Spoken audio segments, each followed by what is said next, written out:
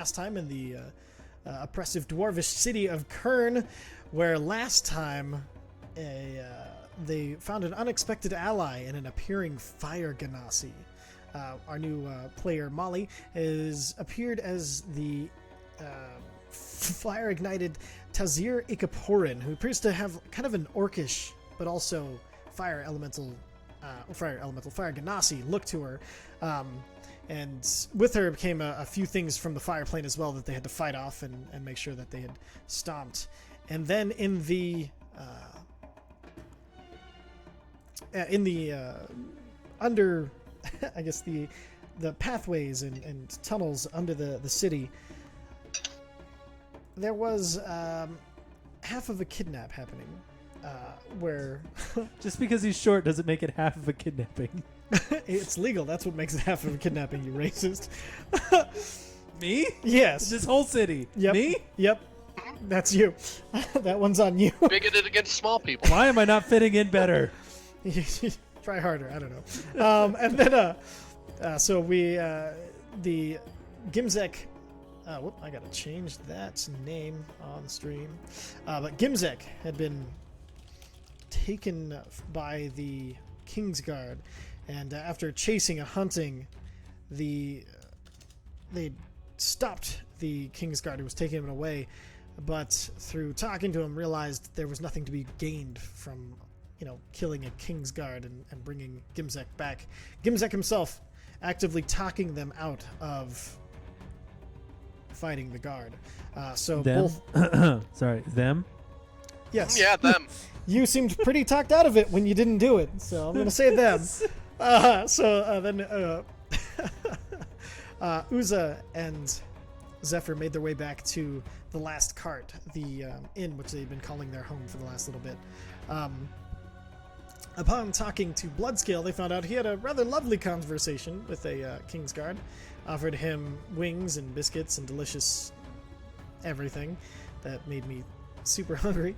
But he found out that, they're just taking an interest in the Dawnforged company, and he told them that, give him kind of a heads up, and seemed nicer than he was expecting, also flirting with the bartender who went and shaved mysteriously and was flirting with her. But then you guys went up to your room, you guys kind of talked about things that were going on, and before you head down, you heard Asnini knock on your door, also noticing you'd when Bloodscale tried to go to work, Asnini never showed up for work, but and being And her house is mistress of the mind, you went to her house and it was trashed. But Asnini's here now. She's waiting downstairs, and that's where we're gonna go ahead and start for today. And Begin. what would you cut guys out. like to do? I would like to change orc transformation. What's that? I'm going to change into my orc transformation.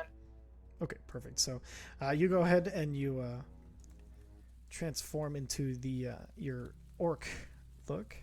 I'm You going to guys ask watch. them to call me Vola. Can you talk like an orc? Oh, fuck. God damn it. Ow! Jesus! Ah! Is your cat Sorry. killing you, or Me is? too. Sorry. Little ankle biter. Ah. And you guys watch as her horns retract into her head, and her hair, already pretty lengthy, already mid-shoulder blade, just flows into a dark brown near black, and her silver eyes. You see they focus down into orc pupils as her skin turns green, and before you, standing in full orcish plate, is her transformation. Call me Vola. We can't let them know that I'm Zephyr. Orc looks good on you. You sound like you smoke 2 more packs a day.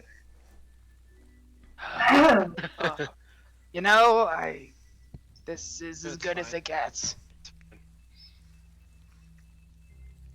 Let's go downstairs and talk to Asnini. She's got a lot of answers to give us.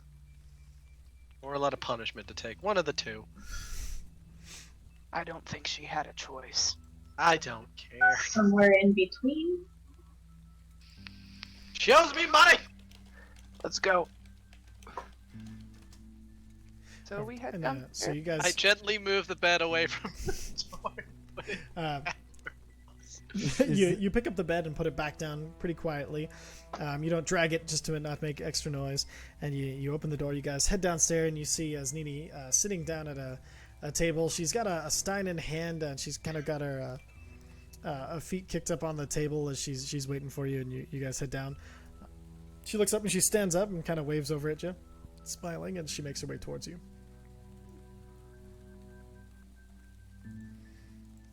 Where's my money? What? I'm sorry. Oh yeah, of course. Here you go. And she reaches down in her pouch and throws you a pouch of gold. How much? It's the amount agreed upon. The amount agreed upon was I got half. I don't know what the half was. Oh, okay. So it was. So as you open it and you're kind of looking through it, you have 15 gold. 15? For a single day's work, that's really good. You get the idea that she might have tipped you a little bit. Whatever, I got half days. By the way, orc lady here is fighting for you. Oh, My name's Villa. Vola, nice to meet you. Clyde's gonna be disappointed, but you look like you'll put up quite a fight. I'm Nini, and she puts out her hand. I shake her hand and then I look over to the others to kind of keep the line of questioning going. As you shake her hand, she looks you directly in the eye and squeezes just a little bit harder. Not enough to be painful, but just enough to get your attention. Look at her and try to glean what she is telling me. We're Insight check. inside is the orc or me? Insight would be, since it's a metal stout, would be you. Okay. Oh, damn! Nice. Hot dip! All right, so with that, as you kind of look her in the eye for a moment, you see her just crack the barest little bit of a smile. Just the left corner of her mouth raised just a little bit. And you get the idea that she was kind of taking the measure of you as a completely new person and was taking you on the word of the party. And she seemed like she didn't really trust you that much, but she was looking to see something of quality in you. And with you, you trying to find out what she was about, she respected. And that's where that smile came from. Okay. So where the fuck were you today? Oh, well, married couples, I took a date for myself. The trashed house? There are certain side effects for taking a date to yourself when you have a man back. Yeah, no, I've seen that. That was a different trashed. Oh, I bet for most people it would be different, but that's why he's not here. He has to clean up. Yeah, no, they know about him. What did We're you not say? playing this. Not playing this fucking little game here. What did you say? Are you serious? Can I do a perception check to see if anyone's paying attention to Yeah. the conversation? Sure. Perception check. That was the reason I was being slightly bit. Is there a way I can tell if she's lying? Yeah, insight. Yeah, I'm gonna. Bloodscale has low wisdom, doesn't think of inciting people. You never know. The dice tell the story, man. All right, so Now that's a character choice. that's fair. Uza, as you're looking around, you see the bartender is mildly interested, but as far as the bar goes, it's really oddly empty for this time of night. You were kind of expecting more people as you came down, but We're all there's downstairs. fewer. I'm gonna go walk up to the bar and I'm gonna order chicken and a beer. Oh, it's on As the I way. see him go, I'm just gonna go, get the wings! And the wings for him. Of course, yeah. She heads back into the back room, and as she makes her way towards the back, you specifically would recognize an older dwarf lady, but you're not sure exactly where she's from. Is it that one in the back? Yep. Has she been paying attention to our conversation? She seems to just be kind of involved in her own meal and beer. Oh, I as a player recognize her. Does Yeah. Uza? Uza, roll an intelligence check. Because you didn't really interact with her at all, but you did see her. Did I glean anything from her? All right, give me 1 second. Okay, so yeah, you don't remember at all. But as far as your insight check, yeah, you know, it's hard to tell because she is a very kind of close-guarded woman, but you do catch just a hint of actual happiness and stuff in her demeanor before he says they know, and you see her face drop. While I'm at the bar, I'm gonna whisper into my stone. This seems empty, and the bartender was paying attention. We might want to move this into the back room. And all of you, now with your synced stones, where's everybody keeping their stones, just so I know? I'm keeping mine like...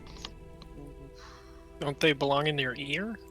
You can hold them up to your ear to hear, but like you can place them in your ear. They are small enough to do that. Oh, my shoulder strap. Shoulder strap? So that I can hear it. What the I'm just gonna leave mine in my ear. Did Roll20 just kick you out? Roll20 just... Oh, no, my mouse has been really weird lately. It just triple backed out of Roll20. So give me 1 second as I reconnect. Sorry, everybody. Oh, while this is going on. All right, so Vicer, yours is in your ear. Zephyr, Yep. where's yours? Mine is on a shoulder strap by my ear. Shoulder strap. Okay, so yours is kind of strapped to your shoulder pad, kind of close to your ear. And then Yeah. Bloodscale, you already have yours on necklace, right? Mm-hmm. All right, Mine's and then in my ear that's around the necklace. yeah, yours is in your drow ear. Yep. And Molly, where's yours? I'm not sure we actually had one for... You did have enough, and you did hand her one. No, Mesnos has his. He actually has his hanging off of, like he's made a loop and it hangs down from under his ear like it's an earring. Because we have 7. Yeah, Because we had 2 and we got 5. Mm-hmm. So you'd have more than Okay. enough. All right, so That's fine with me! it's quiet enough that you guys hear it, and it doesn't alert as Nini because those are all close enough to your ears that it doesn't. She's not quite perceptive enough to catch that. So all of you hear the message from Uza. Alright, so let's move this to the back. Well, I mean, I don't think I want to move yet. well, I don't. Who are they? And she kind of like she goes up to Bloodscale and leans deep in. Who are they and what did they say? Black armor. So I'm pretty sure you can guess. Oh God. I know of her ability. And she looks over at you, I Zephyr. did not nod at anybody. No, she looks Zephyr's not there. No, she looks over at you, Zephyr, in your orc form, and she leans even closer into you, Bloodscale, and she's like, Zephyr, the truth, they know of her. And she like the kind of tries to ability. keep this away from Zephyr, ironically, in orc form. Alright, I have to leave. I have to get out of here. Can you? They're still I don't expecting. think that's gonna be the best of options. At least. And she starts breathing really heavily, and she, alright then, I can't let them know that I know. Hey, What? She looks up, and you can tell she was. I pull Vicer over. I know Got it's it. probably- Just show her the stupid. You cut Show out. her the This is stupid. low. Show her the stupid little thing I gave you real quick. Yeah. The Which thing? amulet thing with the fucking ruby in the middle. I have a quick question for the DM. Yeah. When they have conversations like this, do they have to purposefully send something over the stone, or would I overhear this through the stone? No, they have to set the intention to send it through the stone. So I'm not hearing this conversation. You're not Nope. hearing this. No, you're well, unless you came back to the table. Are you No, waiting I at the bar? was sitting at the bar trying to make Okay. sure that old lady and bartender's not listening in. Perfect. Yeah. So you're at the bar, so you would be missing this. Sorry. What thing did you give me, Brandon? I don't. The The- amulet thing that they gave me to contact them. The dragon Remember, roar it amulet. sounds like a dragon. Oh, great. Yes. I thought someone else had it. Nope, we yeah. gave it to you. Haha, good idea. You're gonna be in the back and not close enough to the guy that actually sounds like a dragon. So yeah. That's true. What do you want me to short this for? Oh, I can fucking continue telling the fucking goddamn story. So I very sneakily, like, show her the amulet. Perfect. And as you show the amulet, she kind of looks at it and she looks a little confused and looks back to you, Bloodscale. Give me this. Uh-huh. Shit goes sideways, so we can contact people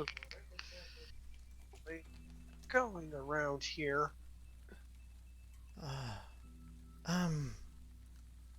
So if you leave, we'll be down people, and that's not going to happen. We need everyone we can get. Alright, I owe you that much. Well, for now though. Yes, for tonight, if you need to go somewhere. feel free. No, for tonight, let's plan on doing what's expected. Let's have your new friend, what's her name by the way? Vola. Vola. Let's have Vola fight her fight, and don't let them know that we know. Or don't let, well, they probably know, but don't let them know that I know. And I lean into her and I say, Zephyr is safe. They won't find her. Yes, that's great. Do you know Zephyr? Of course. Close friends. Oh, Do sorry. you think we would bring somebody in who doesn't know the rest? Come on now. I mean, that's fair. What are we, some assholes? Shit. That's fair, and you've earned more trust than I think I have to give anymore. But it's not easy these days not being afraid. It's, in fact, one of the hardest things in my life, not to be afraid. So I do apologize, Vola of the Dawnforged company. I assume you're part of them. That I didn't trust you, but trusting people is not something that comes easy these days. You can trust me like you would Zephyr. Alright. Their word is good enough for me. So, to the I didn't fights say then. that she did. It's right, but yeah. Technically, I don't want to take her words from her. But... Sorry, what? Alright, and then in that case, let's. Shall we to the pits? Now, Vola, you fought before, right? Yeah, you look like you've had a scrap or two. I've had many fights. I'll be fine. Excellent. So, just so you know, I don't know if anyone else has told you that you're in no danger of dying, but there is a lot of honor to be gained for the and a small, of course, cash prize as well for the Miners Guild, which you'll be representing. So when they say from the Miners Guild represented, that's when they're talking about you. I'm Znini Lightbrand. I realised I skipped over my introduction. I do apologise. But I am the Mistress of the Mines here, and you'll be fighting for us miners today. Right, is the mayor of the city going to be there? The head honcho. Is he going to be there? King? The king? I think they got a mayor. He's king of a city. Just a city. Really? Alright. No, is he going to be there? The king will be there. Now, these fights... so last time, we're not going to the same fight pit. Last time was the kind of elimination bracket, but... So to this next phase is a much grander arena than the last one. There's a lot of finer stone. It's a much more... They're saying I'm going to have some weird-ass flashbacks. Got it. Well, there's also going to be a lot more guards as well, so just a heads up there. So, what the fuck, game? I wasn't even touching the mouse and I got kicked There out. was a weird noise right beforehand. Oh, that was actually Molly being kick-ass and chewing 100 bits. Woo Yeah, bits! thanks, Molly. Woo bits! The bits! Alright, sorry. Bits! Calm down, Steven. Bits on bits on bits on bits. Calm down, Steven. Alright. So It's for days! More of a drizzle than an actual rain, but hey, 100 is nothing to scoff at. Just a small golden shower. Don't worry. Woo! We do live in Portland. Drizzle joke. Molly, don't talk about where you live on the internet. God damn. The internet already knows where I live. Uh-oh. The internet already knows where I live. That's fair. That's actually most. You don't know.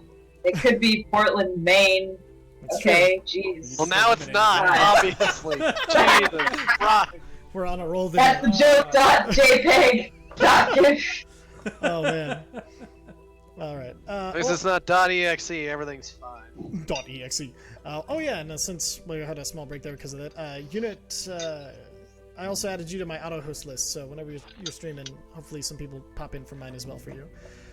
All right, so as she's like, Unit K7 said hello. what did he say? Said hello.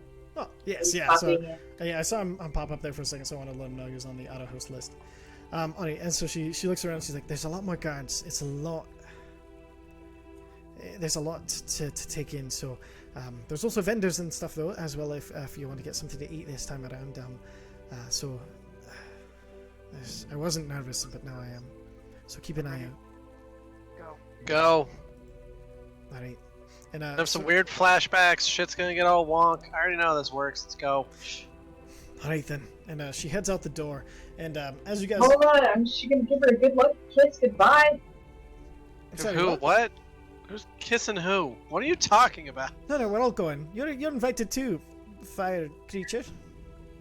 Just so you know, I don't like being touched, Kaz. Not a big toucher, so Not a hugger.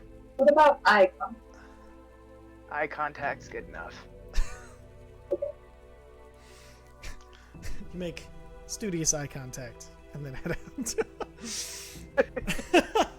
And as you guys follow as Nini out the door, you notice there are guards, as always, planted at the around the door, and then and as you get out, there's guards on the outside as well.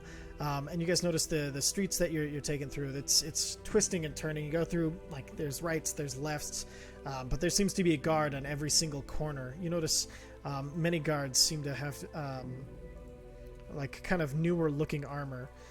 Uza, you notice, has stayed back at the last cart. So I just kind of start mumbling into the stone, like guard positions and how many. Perfect. And, as I see it. And Uza, for a good while, you hear just kind of this update of guards here, guards here, guards here, guards here, in this new deep orc voice, but then it starts to fade out, and then before it eventually is gone. So that's kind of what you hear as they get farther and farther away. The rest of you, you walk a good distance. You're going through the several different districts of the city. Above you, the crystals that shine like twilight. You see them pulsing, almost like when you look overhead into water, with that same like light kind of waving through, and as a lighter blue waves through the darker blue above you. And eventually, you're taken into the street itself becomes more carved into more of a tunnel, but a very finished, very fine tunnel that has been carved in details on each side.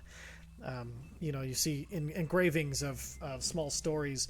Visera, as you're walking through it, you see that these are stories of different champions, and you see like Garnor, the Lava Touched, and different names like that of these dwarves who have been previous champions in this ring.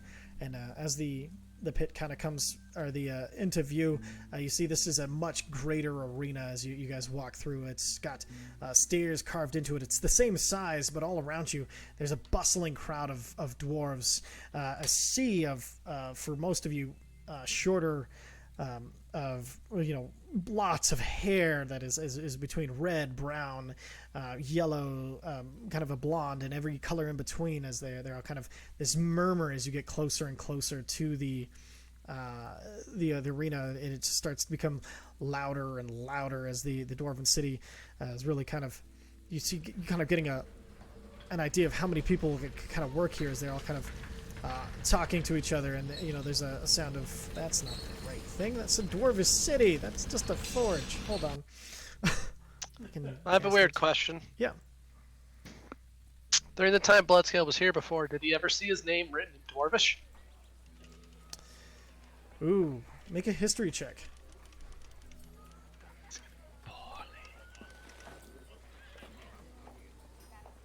Not as poorly as I thought. So you've seen your name written in Dwarvish, and as you're walking by, a little, like, as you get closer to the pit itself, you do recognize, or you think you recognize, a carving of a figure that looks kind of dragonborn-y. And you're trying to remember if that's what your name looks like or not. Well, here's the thing. I would literally stop Lysair and be like, what does that say? Yeah, right, that seems to say... What does it say? It says Bloodscale. That says, that says Bloodscale. And you also notice that it says Dicks. Crixel Frostkin. Ah, double Ooh, and more awkwardly, it says Crixel. Right there. That's just that's the most amount of dicks possible. Yeah, Alright, it's let's not move. great. Alright, let's do this. I still look like Hey, I was a dwarf, champion, guys! Woo! right? It's not exactly surprising, but it's kind of a... I guess that's a thing, huh? I should ask them for a belt. Absolutely. And as you say the word belt, you do get a vague memory of this place as you walk in and see the greater arena. Triple dicks. As looking around, you remember you did receive something that glittered. You do remember that this was one of the more positive matches. You were... It was the little one who owned you for a small amount of time.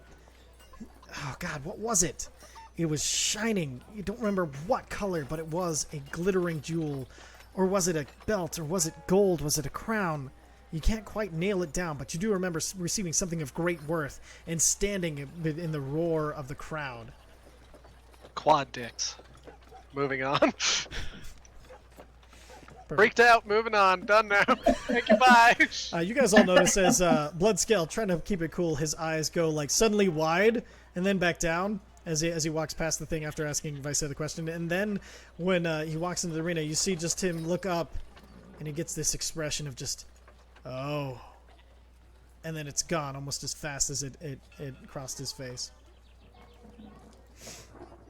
All right, and then you guys kind of make your way inside, and you see there's 4 different entrances to the arena. The arena is the wall is only about 10 feet tall, and it's kind of this pit that digs down into the arena. So the actual height when you're standing next to it is only about 3 feet, so everybody can kind of stand around. But this one is a nice polished stone with plenty of like finished tiles and things like that.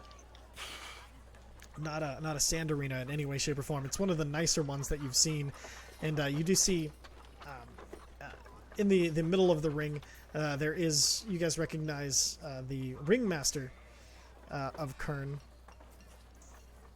Oh my God, where there? Shit, fuck, where is it? Her name always escapes me. This is one of the weird ones. Like, there's nothing for weird ones. Right, 1 second, I'm so sorry, guys. Yeah, you're fine. Geardelaine Noblehorn, as she stands into the middle of the arena, and you see she's kind of looking around. You see you're walking kind of around the arena, chatting with different people. Her violent red hair falling around her as she's put on a lot fancier outfit than you saw her in last time. It's got this bright red that kind of almost competes with her hair in the amount of red, but the hair is just a slight tinge more orange, and it's got these big shoulder pads that come out with a gold trim on the side of him, and she's kind of chatting people up, and then it's just all into this very ornate dress that she's wearing, and her shoes that she's wearing makes her a good 6 inches taller. And you notice that instead of regular heels, they're just literally platforms that are built out of this metal, and you see there's music notes that have been carved into the heel, and Visair, you recognize it as an actual song, has been kind of hammered and carved into the heel of these gigantic polished brass shoes that she's wearing, and they make a nice tone as she walks, kind of like somebody like kind of clinging like almost a not a chime, more of like a doom, doom, doom as she walks, and they're tuned perfectly to each other, so they create a chord, or like a chord over chord, a power chord, I should say, with 2 different tones that kind of go together as she walks. and is talking to the various people. You see everybody's kind of talking. There are weapons and stuff on sale, as well as you see various vendors for meats, and it's mostly meats, but there are a few like ale and wine vendors as well. You can get a giant hawk of some sort of animal.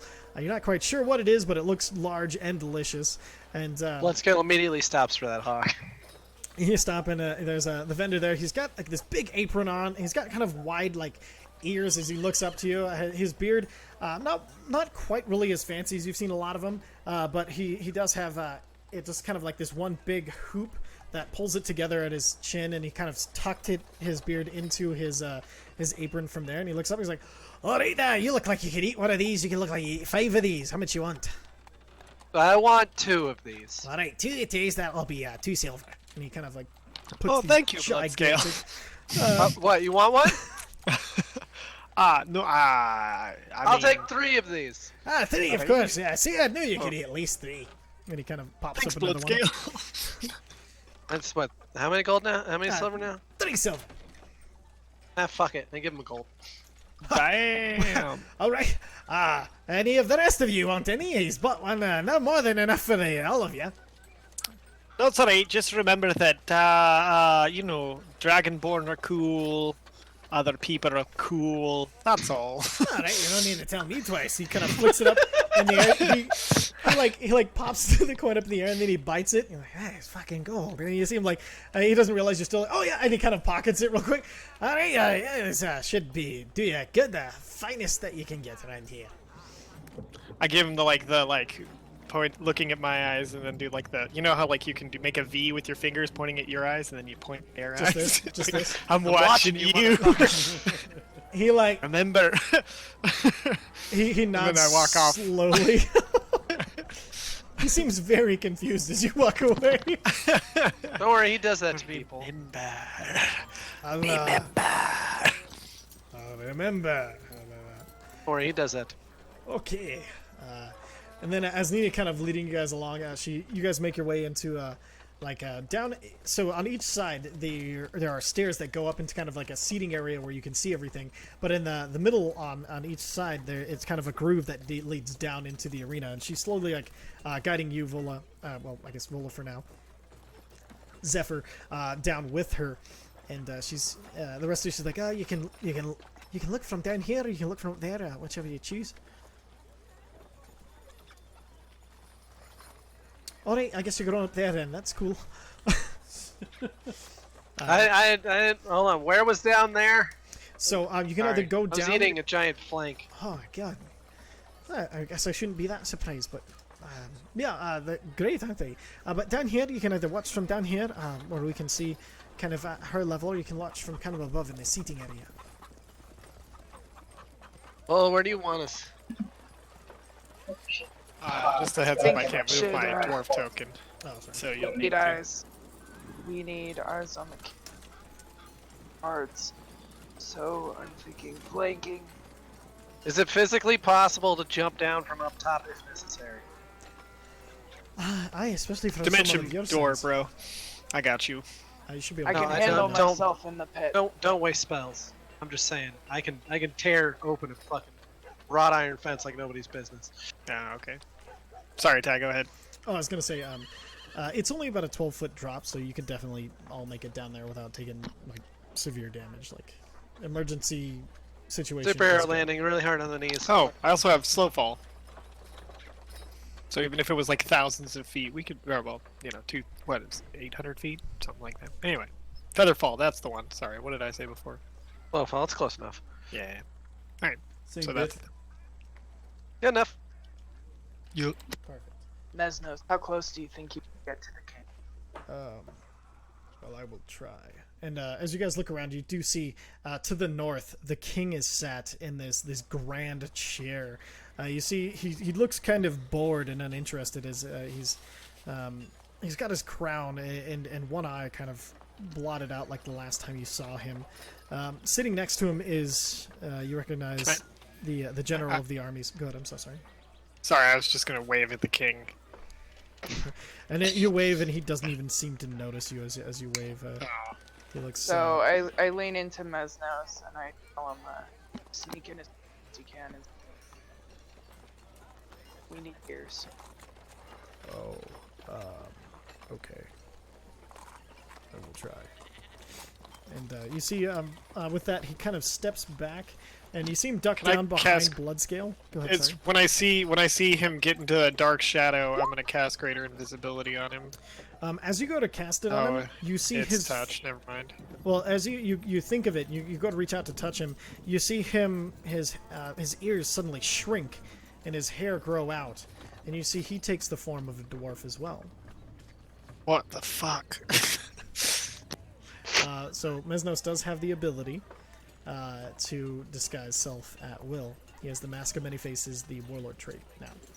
It's one of the things that he gained when he leveled up. I'm literally the only person who cannot disguise themselves now. Nope, I'm right here. Oh, Literally right here. alright, my bad. And so Big, giant, clanky boy. Literally right here. I'm sorry. The rest of you I'm stay being close. jealous over here. Stay close to each other. of course. Watch No, out I'm for going Bloodscale. upstairs. But I have a feeling I'll be okay. Oh, there's a feeling. Perfect. And you see Mesnos takes this form. It's this older. It's not an old dwarf, but he's kind of still kind of hunched and wearing the hood and everything that Mesnos is wearing, and he looks kind of. It's not an old dwarf. It's not a young dwarf. It's just a dwarf. Exactly, and he looks kind of like dour. His expression becomes a lot more easy to read as he's not a rat person. You see him; he just kind of looks like really, really concerned, and he pulls out a small pipe from his cloak and starts to like puff at it nervously. And then he realizes it's not lit, and his thumb lights on fire, and he lights it, and then his thumb goes out as he smokes his pipe nervously, like he didn't even notice he used any magic. And Let's then do this. alright, I suppose it's time. You're with me, Vola. And Asnidi kind of leads you down to the pit. And then, so as you're going down, it's a steep slope, but it's not too bad. And as you're walking down, the rest of you, as you kind of go and place yourselves kind of where you would want a seat, so I can get an idea where everybody's at. So Mesnos is going to go kind of up over here. And then if the rest of you can kind of give me an idea where you want to sit down, we'll get you. All right, so Lysair there. Kind of want to be near in case Tazir. something goes wrong and Ratman has to make a run for it. And Bloodscale, when you move, as you're moving that way, make a perception check for me. Dicks, hot dicks, hot dicks, hot dicks, hot dicks. 19. Okay, that's actually good enough. And so when you look over, you recognize the only guard you would recognize.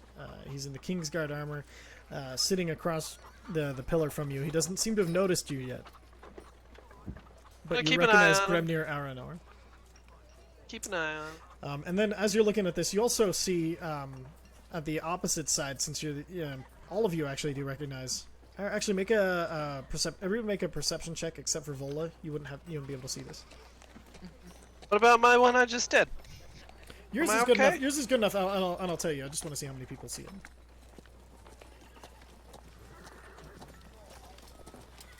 And then Tazir. Oh wait, Tazir wouldn't know. Never mind. She's going real quick. She wouldn't know anyway. So I'm not going to.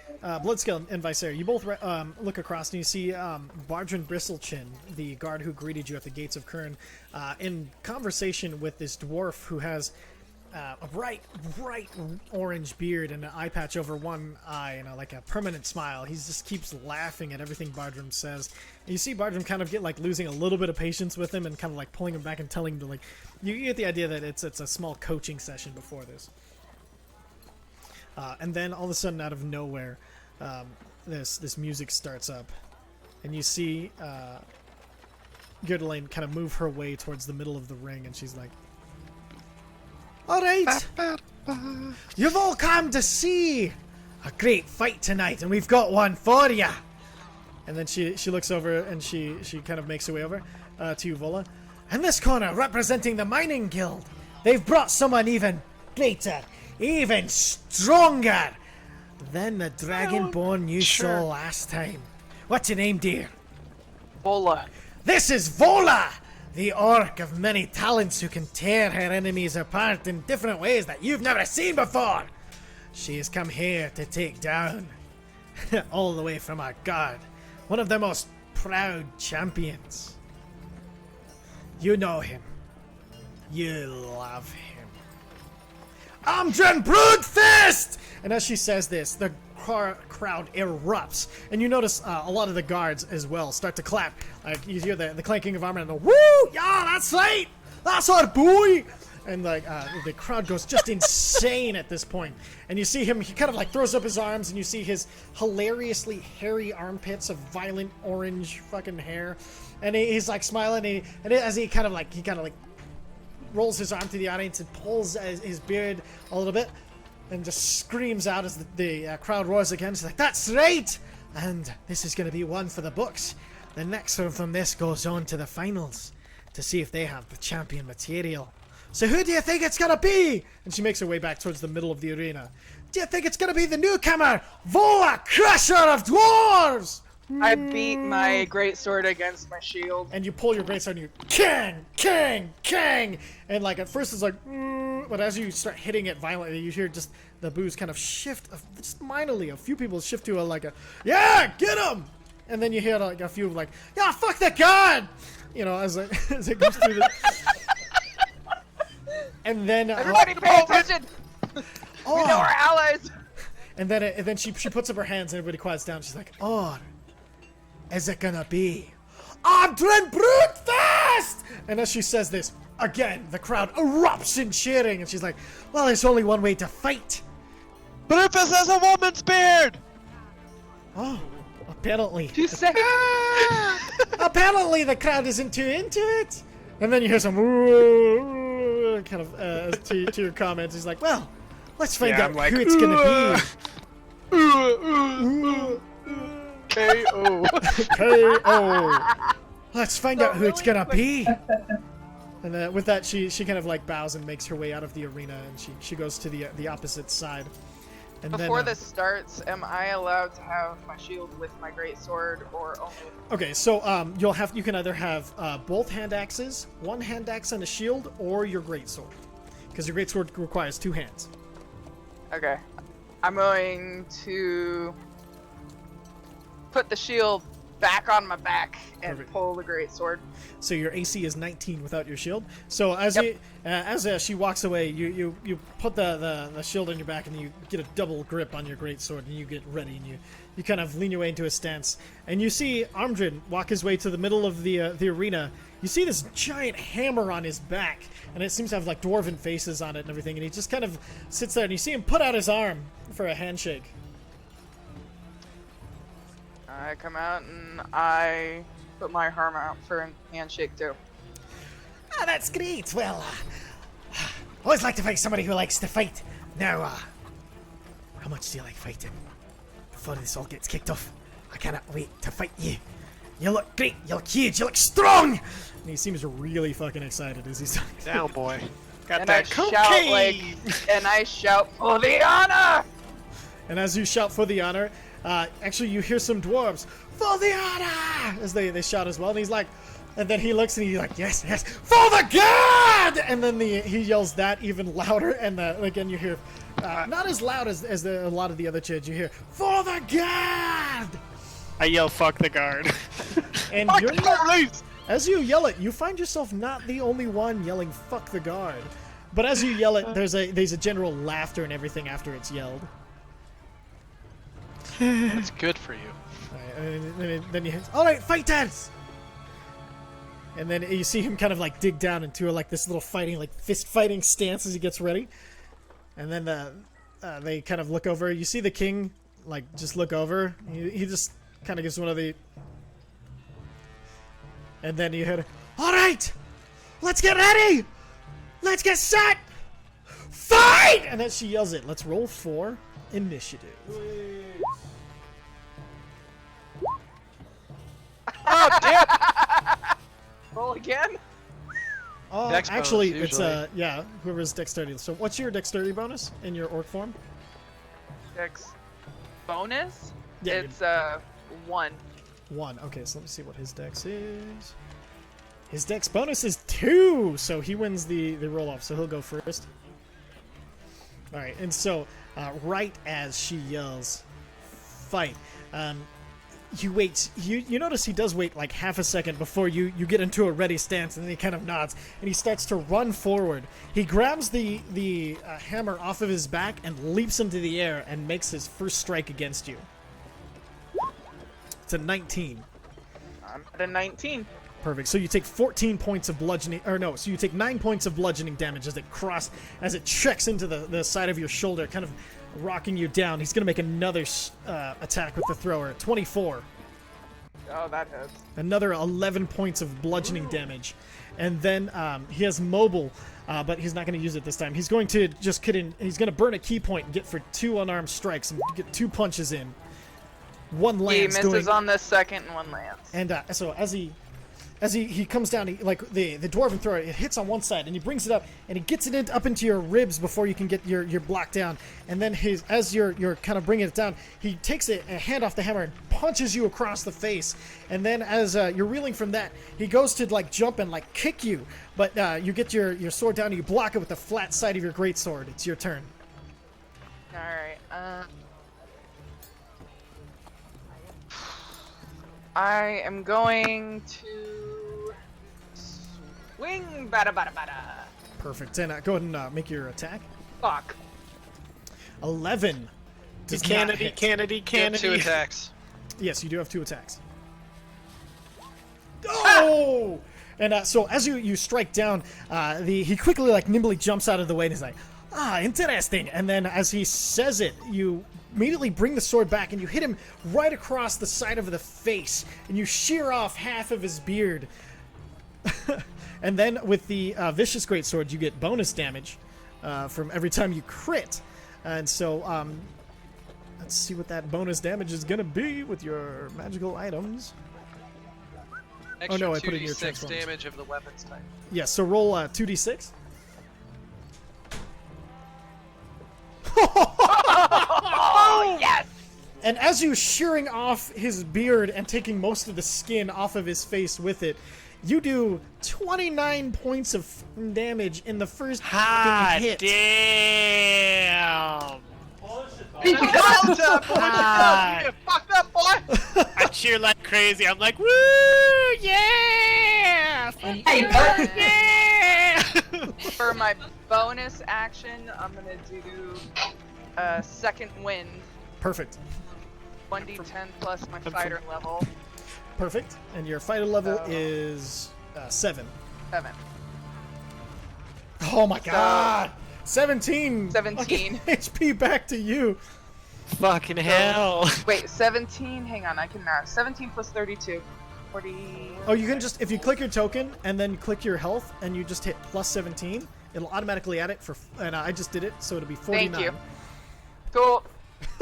And with that, you see Armdrin looks down at his beard that is now on the floor with all the blood. He's like, "You've scalped me, woman!" Oh, that's it. And he's going to jump towards you, and he's going to do another. He's going to spend a key point to do. Oh, hold on. Make sure he's the right kind of. Oh, he's going to go into a rage. And so you see his around him, like you see the air and small sparks of fire start to light as he just.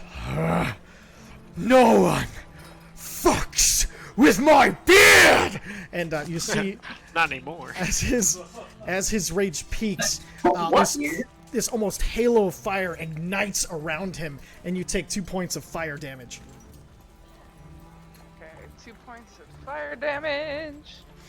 And then he's going to so that was his bonus action, and he's going to attack you with his dwarven thrower. That hits. So you take 11 points of bludgeoning damage as the first one comes down and hits you right in the shoulder blade, bringing it down almost to your knees, and then he's going to swing back up, aiming for your chin. And you take another 10 points of bludgeoning damage as he cracks you right across the face. And then it's your turn. Alright. Let's see. I am going to swing, bada bada. All right, go ahead. Yeah, that'll hit. Second one does not hit. And so you swing back with your greatsword, and this time he manages to almost block it with his throw, and he tries to like shake it off, but you manage to pull it across the backside of his arm, digging into him as and then the second strike he manages to knock your blade away. And then I'm going to bonus action hit him again. Bonus action. So the bonus action's for the two weapon fighting. Oh, okay. Well, then I'm gonna action surge and do it again. All right, hit him again. I get. Say that again, baby. I get both attacks back. Okay. Yes, yeah. Okay. Oh fuck. And this time, as you strike at him, he catches it between his hand and the head of the hammer, and he tosses it back. But as he tosses it back, you just bring it back down and crack it across the side of his head. And as you do, you actually cut off his eye patch. As you see it fall to the ground, you see this empty slot where his eye should be. That's completely, it's just his eyelid sucking into the back of his skull. As he's like, oh, no, don't look at me. You shouldn't have did that. You've done everything you can to dishonor me. And then, Oh, that's fucked up. I can't bonus action bite, can I? yes, you can.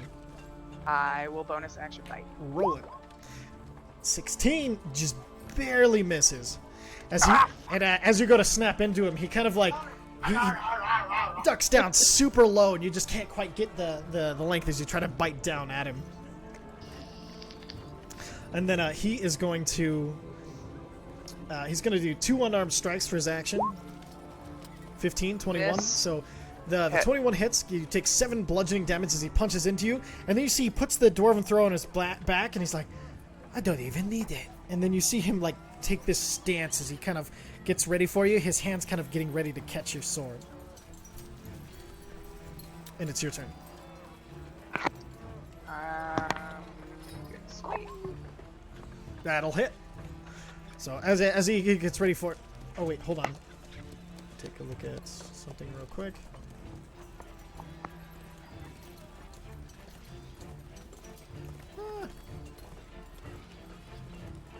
Alright, 1 second.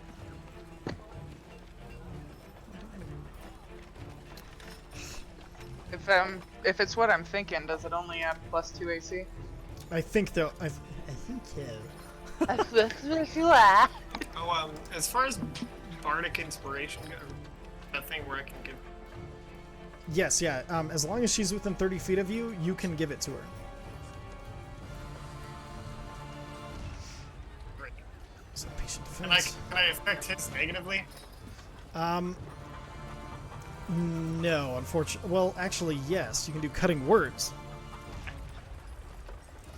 And so cutting words would make it would take your dice away from him. All right, so you'll need to. So your first attack does hit even with disadvantage. So the next one you attack, go and roll at disadvantage because he's taking dodge as his patient defense. Yeah, the second one you don't have to do a disadvantage because it's only the first attack against him. So that also hits. So you do. Oof, he wasted that. All right. And then so you dig it. So both time you slash at him, and this time you cut him upwards across as he tries to catch it, and he just barely misses it. He claps his hands, and then he gets ready again. And then the second one, it comes. You can tell he's expecting it to come from the side, and so you just bring it back up its same path. So you see he's ready for it over here, and it just comes up out from under him and slices him across the belly. So you did friggin' 24 points of damage that turn. And bonus action bite. Hit it. Just misses again. And at this point, he's looking pretty beat up. He is going to. Baby, you are muted. Take a hot look at the crowd real quick. Okay, go ahead and roll a perception check. I'm gonna look at the king Okay. once he's done. Roll a Okay, so looking around the crowd, you see the crowd is really getting into it. They are super excited about everything, and you see they're all like kind of milling about. You see them like they're kind of getting almost like a little bit of bloodlust to them, and you see the guards. A lot of them who were previously at their posts, kind of like looking over and have kind of leaned in, and most have migrated like about 5 feet closer to the pit as they're kind of trying to get an idea of what's going on. Anyone seem more interested than they rightly should? It's hard to tell. Like, you do notice that, you know. Well, it'd be hard to tell. I think Bloodscale would have the most experience with these types of crowds. No, yeah, I'm just trying to think of. So while all of them seem very interested, you don't notice anybody who's like overly concerned. Like, you recognize the tells of people who've bet on this, and the people who are clearly gonna lose a bunch of shit if it goes wrong. And so more than anything, you're just kind of laughing to yourself as you see a bunch of people who are clearly worried that they're gonna be losing money on this fight, but you don't see anybody who's unnaturally interested, I should say. There's one last question. Yeah. Anybody looking at me? Nobody yet. Alright, and then so that'll bring us to Armdrin's turn. And so you see him take a second, and you see him kind of like focus himself. And again, you take 2 points of fire damage as the fire seems to swirl around him, and you see the fire kind of leap into him, and you see part of his wounds cauterize shut.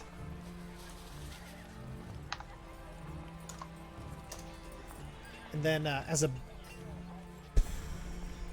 a bonus action, he's going to... So many bonus actions. As a bonus action, he's going to do... You see him take up that same stance, and he's like, alright, you can hit me, but how hard can you hit me? You get the idea that his... a little crazy. That brings us back to you. Wasn't Vice Hair doing something? He rolled an 8, so he just sees the king look really bored and fucking disinterested.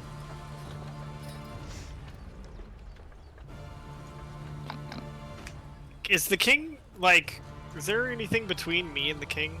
Yes, there's a huge crowd between you and him, and then he's got guards next to him as well. Okay, so I have a question. Mm-hmm. If I use Ring of the Ram and it hits because I have Sentinel, can I hit him again because it pushes him 5 feet away from me? Unfortunately, no. If you're the one moving him, your action is moving him, so you can't take advantage of that attack, unfortunately. Fuck! I know. Oh, That was a good that would try. have been good. It would have been good, yeah. Alright. Nice D12 there, bro. Right? You rolled a D12. I know what I did. Okay. I took a step over this way. Okay. Perfect. Oh shit! I have great weapon fighting. When I roll a 1 or 2 on a damage die, I can re-roll. Perfect. And I don't think you have... Oh, you've only rolled... I did. Rolled 2 so I far. only got... Remember, from now on, also, Yeah. Shit. Yeah, it doesn't count because I didn't remember it, but now that I remember it. And, do you have access to the character sheet for your orc transformation on D&D Beyond? I don't know. Okay. Because I believe you also have Brutal Critical, but let me pull it up here because you are an orc. And I believe I put it in the notes on the side. But let me double check that. Feature and trades. Yeah, you have improved critical, so you also crit on 19s. Okay, yeah, I haven't had a 19 yet. Perfect. Just And then checking. okay, perfect. And then you are menacing. You're aggressive, so as a bonus action, you can move up to your speed. Let's see, powerful build, you have heavy armor master. So all of the damage from his fists is reduced by 3. So remove 3 for any of the fist attacks you've taken. All right. 1.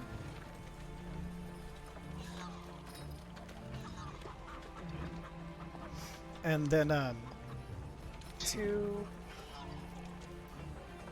2. So plus remove 6. 6 damage from yourself. Yeah, add 6 health for you. Okay. Alright, so I'm gonna swing bada. Perfect. And don't forget, you do have some spells. Oh, those aren't, shit. Those aren't the right spells. Hold on. You have, you have Infestation, Primal Savagery, and Absorb Elements. I don't know why those ones aren't showing up correct, but hold on one sec. Oh, that's because they're not in D&D Beyond. Okay, they're not in Roll20. So, let me go ahead and grab those descriptions here real quick for you. I was wondering, I was like, oh, okay. What happened to her?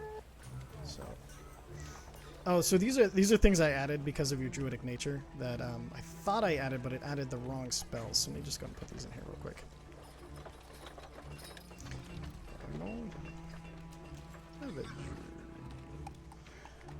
Okay, so Primal Savagery is a basically gives you bonus damage on your attacks, and you can cast it as an action. But that means your regular attacks, like your bite, would now do 2d6 poison damage, and can also poison the poison whoever's. Or sorry, that's infestation. Crap. Sorry. No. Infestation. So you can basically. Oops, sorry. Go back to spells. I think it's really weird that it makes me look at whatever you're looking at. It's such a weird friggin' thing. Then Primal Savagery, your spells do 2d10 damage when you make a natural attack, and basically your teeth would deliver like acid damage as well. Ooh.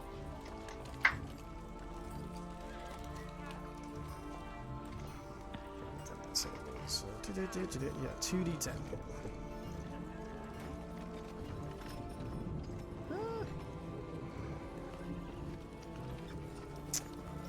Okay, I remember why. Okay, hold on a second. I was gonna add these to your regular sheet and have you cast off of those. That's what was happening. Okay, so but you can use the Primal Savagery, and then we'll just kind of take it as it is. But those are That's an action, though, right? yes, those are both actions. And Infestation is strange that it basically release this cloud of insects or things to infest them, and then they have to move in a certain direction. But do not invoke opportunity attacks, but it would be a way to get some distance between you and someone else. Alright, so what would you like to do with your turn? I'm so sorry. No, you're fine. I'm just gonna swing again. Hit him. 18 will hit. So another 10 slashing again? damage. 12 does not hit. And would you like to do your bite attack? Yes. The bite hits. All right, so as you're slicing at him, you manage to pull him just like directly across the belly, and you get a pretty deep cut as he's kind of like holding it, and he kind of like bends down a little bit, him losing his stance, and then you bite into it, his like the meat of his neck, as he takes another 8 points of damage as your second slash missed while he was bent over. He's looking pretty rough. And that'll bring us back to Armdrin. It's funny. He spent all of this shit just to recover a bunch of health, and it did him no good. But his rage continues, and you take another 2 points of fire damage. Alright. And then he is going to start attacking you with the Dwarven Dwarven. Or actually, you know what? No, he's not. He put it away, didn't he? He did, yeah. He's going to pull it out as a bonus action, and he's going to take one swing that misses, and then a second swing that hits for 10 bludgeoning damage. Alright. He had to use his bonus action to pull that back out, so Okay. that's his turn. My turn. Misses. Misses. Fuck! Can I luck either of those? Yes, you can. Okay, so normally you want to inspire before she attacks, but I'll go ahead and let it happen. What's your inspiration dice did we give you? I I think it's 1d4. think so. Okay, so roll a 1d4, and then Jess, you can add this to any of those. Okay, and that's all you needed to meet his AC. So the first one hits, doing and as you're going to attack him, you hear Viser shout out, Fuck the guard! You just you hear fuck the guard, and you kind of just a small smile crosses your face, and as he's like what the, and he goes to block with his dwarven thrower, but as you bring it down, and as you're coming down this way, you just pivot your grip and stab down into his chest and pull it back out, and then swing it around actually causes you to miss your other attack, but then you go in for the bite off the back of that, and barely your jaw snaps shut as he kind of like ducks back out of the way. He's going to do an unarmed strike. Hits you for 7. And then he's going to step back, and being mobile, since he's hit you, you can't have... Since he hit you, you don't get an opportunity attack because he has mobile. And as you go to attack him, you swing at him, and he just backflips over your sword and gets a nice 5-foot gap, and he just continues out a little bit. And then he's going to throw his his big hammer at you. He just pulls it back. He's like, "Alright, enough of this," and he throws it. And it cracks you right in the face. As you kind of snap your head backwards, you take 13 bludgeoning damage. Does all of my orc form take that, or does my druid form take that Rolls too? over. How much HP do you Okay. have? I have 4. So you're 9 damage. 9 rolls over. As you pop back Okay, into so- your Zephyr form. Alright, and really quick, like, as this happens, I'm ducking down to kind of cover my face, Perfect. And as much of me as possible, and then I wild shape again. okay, make a stealth check for me. Can I cast Minor Illusion to cover the fact that she's changing? Yes, yeah. You just want to minor illusion her orc form over her. Yeah, I'm gonna Minor Illusion her orc form over her, and I'll let her beast form just grow out of it. Perfect. Okay, so you go ahead and make that stealth check with advantage. I think technically she could just wild shape back into the orc. She can, yeah. I think that's what she's doing. I just need to know how successful the cover was. Perfect. Okay. And so as you kind of duck down, like hiding your face after the hit, you kind of looking down at your hands. You see they're still green, and then you realize it's an illusion as you kind of move your fingers just a little bit as they pop through the illusion, and you transform back into your orc self at full HP. Okay. Nice. You see That's the dwarf. how fucking Circle of the Moon drew its tank, goddammit. And as you stand up, completely undamaged, you see his face drop. He's like, how the fuck? And it's your turn. You use your bonus action to transform. What would you like to do with your action? Does that give me my second wind in action surge back? Oh, no, those are going to be used for until you have Okay, another those are long gone. rest. Okay. It's too OP. So... It'd be fucking good though, right? Yeah. I'm aggressive, so... Well, no, I'm just gonna run up to him. Perfect. And you charge And- forward, and you see he's kind of just back against the wall. He's like, what the fuck? And then as you run up, he's cursing again. Would you like? I'm gonna hit the shit out of him. do it. Tempted. And as you, I can redo this one! because it's a one. Wait, I thought it was 1 or 2 on damage rolls. On a damage die for an attack. So this is to hit, so okay. it doesn't count. And as you run forward, he like shakes out the very last second, and as you stab towards him, he jumps out of the way, and you crack it into the wall next to him. Go make your next strike. Perfect. 16 barely misses. And Bite hits, and as he's like you, and you're trying to drag it out of the wall, it just hinges you enough that he's able to duck under it, being super short. And then as he's coming up, he's like, ha, and he's looking at your sword as he comes up, and he's reaching. He has his hammer ready to block another blow as you bite into him. And this time, as you bite down, you just grab right onto the center of his forehead, and as you pull up, you bring a decent amount of skin off with you, as you bite off the fucking part of his face. That's disgusting. Oh, no, Tyson. Dude, she's got orc savagery literally running through her veins right now. Down, Iron Mike. His rage An orc continues. savagery is gonna run riot on you. Yeah, kind of. And so Alright. his rage is still going, so you take another 2 points of damage. He is going to just attack you all out with a dwarven throw. You see he's looking super worried now. He's going to do 2 unarmed strikes before he moves. 22 and a 28. Both You hit. take 18 points of damage as he's going to try to get away from you again, and then use his action to use the dwarven thrower. Can I do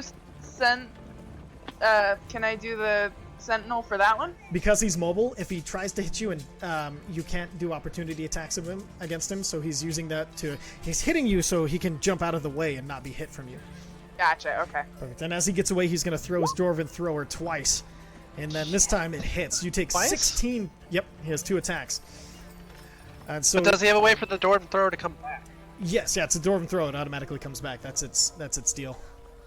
Do some, don't. Yeah. So what's the total damage? So- 26. So yeah, 20. So it'd be 26 from the dwarven thrower, as it flies past you, it hits, and and as you look up again, you look back, expecting to see it landed behind you, and as you look back, it's not there, and it hits you in the back, right in between your shoulder blades, and you feel a small cracking, as he looks up. As you look back at him, he's bleeding profusely from his face, and he's getting. That's right. You've got nothing on a dwarf, York. Yeah, if I can fight a good fight, but I'm gonna win.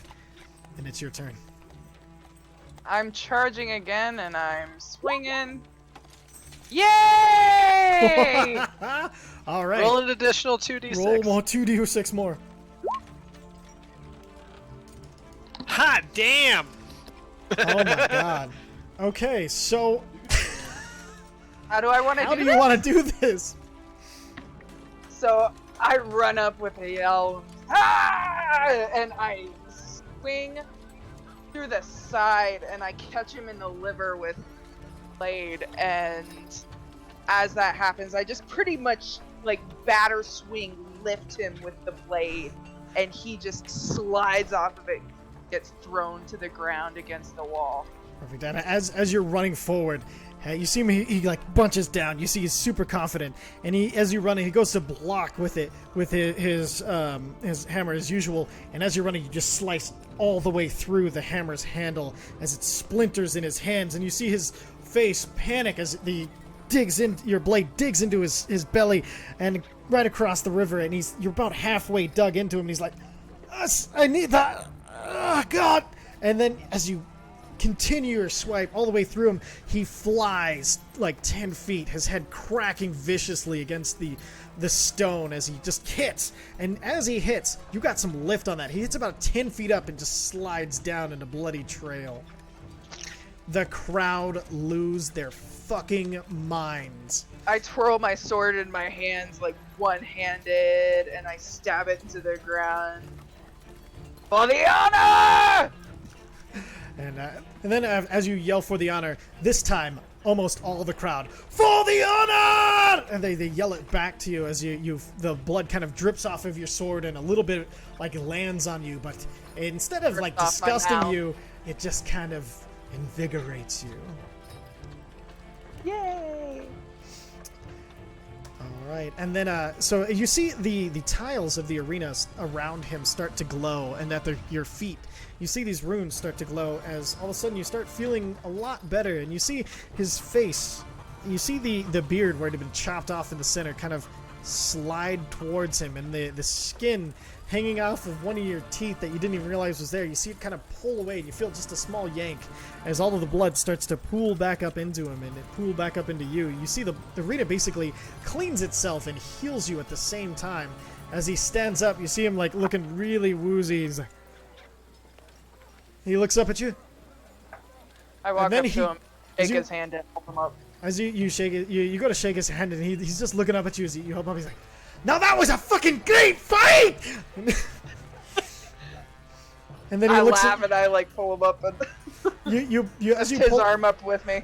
you're going to lift up his arm. And you kind of lift him off the ground, and he like scrambles up, and he like pulls himself onto your shoulder, and he pulls up your arm, and then goes to grab your other arm and pulls both arms up. And he's like, "Your new semi-champion, the only one who can defeat me, Vola the Orc!" And he just like is getting really into it. And the crowd again. And Bloodscale, make a perception check. Whoa! Looking around, you do see the form of the Spy Master has slid his way into the entrance of the arena and is standing near the door. Everywhere around, though, everybody else seems super into the party. You notice the meat vendor that you'd seen before. He is just ignoring his wares. You see a few small children run up and kind of grab one or two and make their way off before he notices. You notice the kids are kind of more gnomish in feature. They're very, very small, and one has to jump on the other's shoulders even to get up to the point to grab the meat, and they run off. You notice one's blonde and one has kind of more of a brunette, but they run off and are kind of gone almost in an instant as they dive back into the crowd. You track them and you see them make their way back past where the entrance that you came in. Spy Master's at the entrance, correct? That's correct. Let me pull his token up. Is he looking towards the arena or away? He's looking towards the arena, his arms folded, and he has this... This is the first time you've seen him smile at all, but he seems very interested and happy with whatever's going on. I'm gonna actually make my way over there. Okay. And as all of this is going on and you make your way over there, is anything else anybody would like to do in this moment? I'm looking at the king, seeing his reaction. And as you look over, you see the king. He just looks... As you look at him, his lip kind of snarls and he shakes his head and he just turns I around. pull out my shield and I bang on it again, like right at him, all aggressive, like. And as you bang it, the crowd goes crazy again. And you see him... every time you bang it, you just see him twitch just a little bit. I keep it going for a while, kind of like a war cry, like a, you know. And the crowd starts Battle banging summon. their like you see the crowd start banging their cups on the ground. They start stomping with you, and eventually everybody's following with you. It's like, I'm gonna cast Minor Illusion to whisper in the king's ear. You know the city could use new blood. I don't know if you could hear that, but basically whisper, you know, Yeah. the city can use new blood. And as you do this, you see the king. You go to cast it, but as you release the magic near him, you see it dissipate. Ah. Make a I'm gonna- perception check.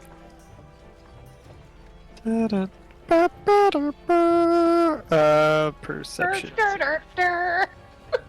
And you notice just slightly his eye that's been replaced by a ruby glow. Ah, fuck. He's probably possessed by some fucking evil ring. Or Evil a ruby fucking in eye his patch. eye. Yeah. Fuck. What are the rings? Can I make another... This is a cantrip, so I'm not sure how often I can do it. Can I just make an illusion of a little, like, flapping bird that's flying by his face that goes, no, the city could use some new blood? Like a goddamn cartoon character. So you have to wait at least 6 seconds because it's an action. Alright, I'll wait 6 seconds. All right, and as it's absorbed into that, you go to, again, you try to create it, and how close do you want to get it to him? Just within his eye line.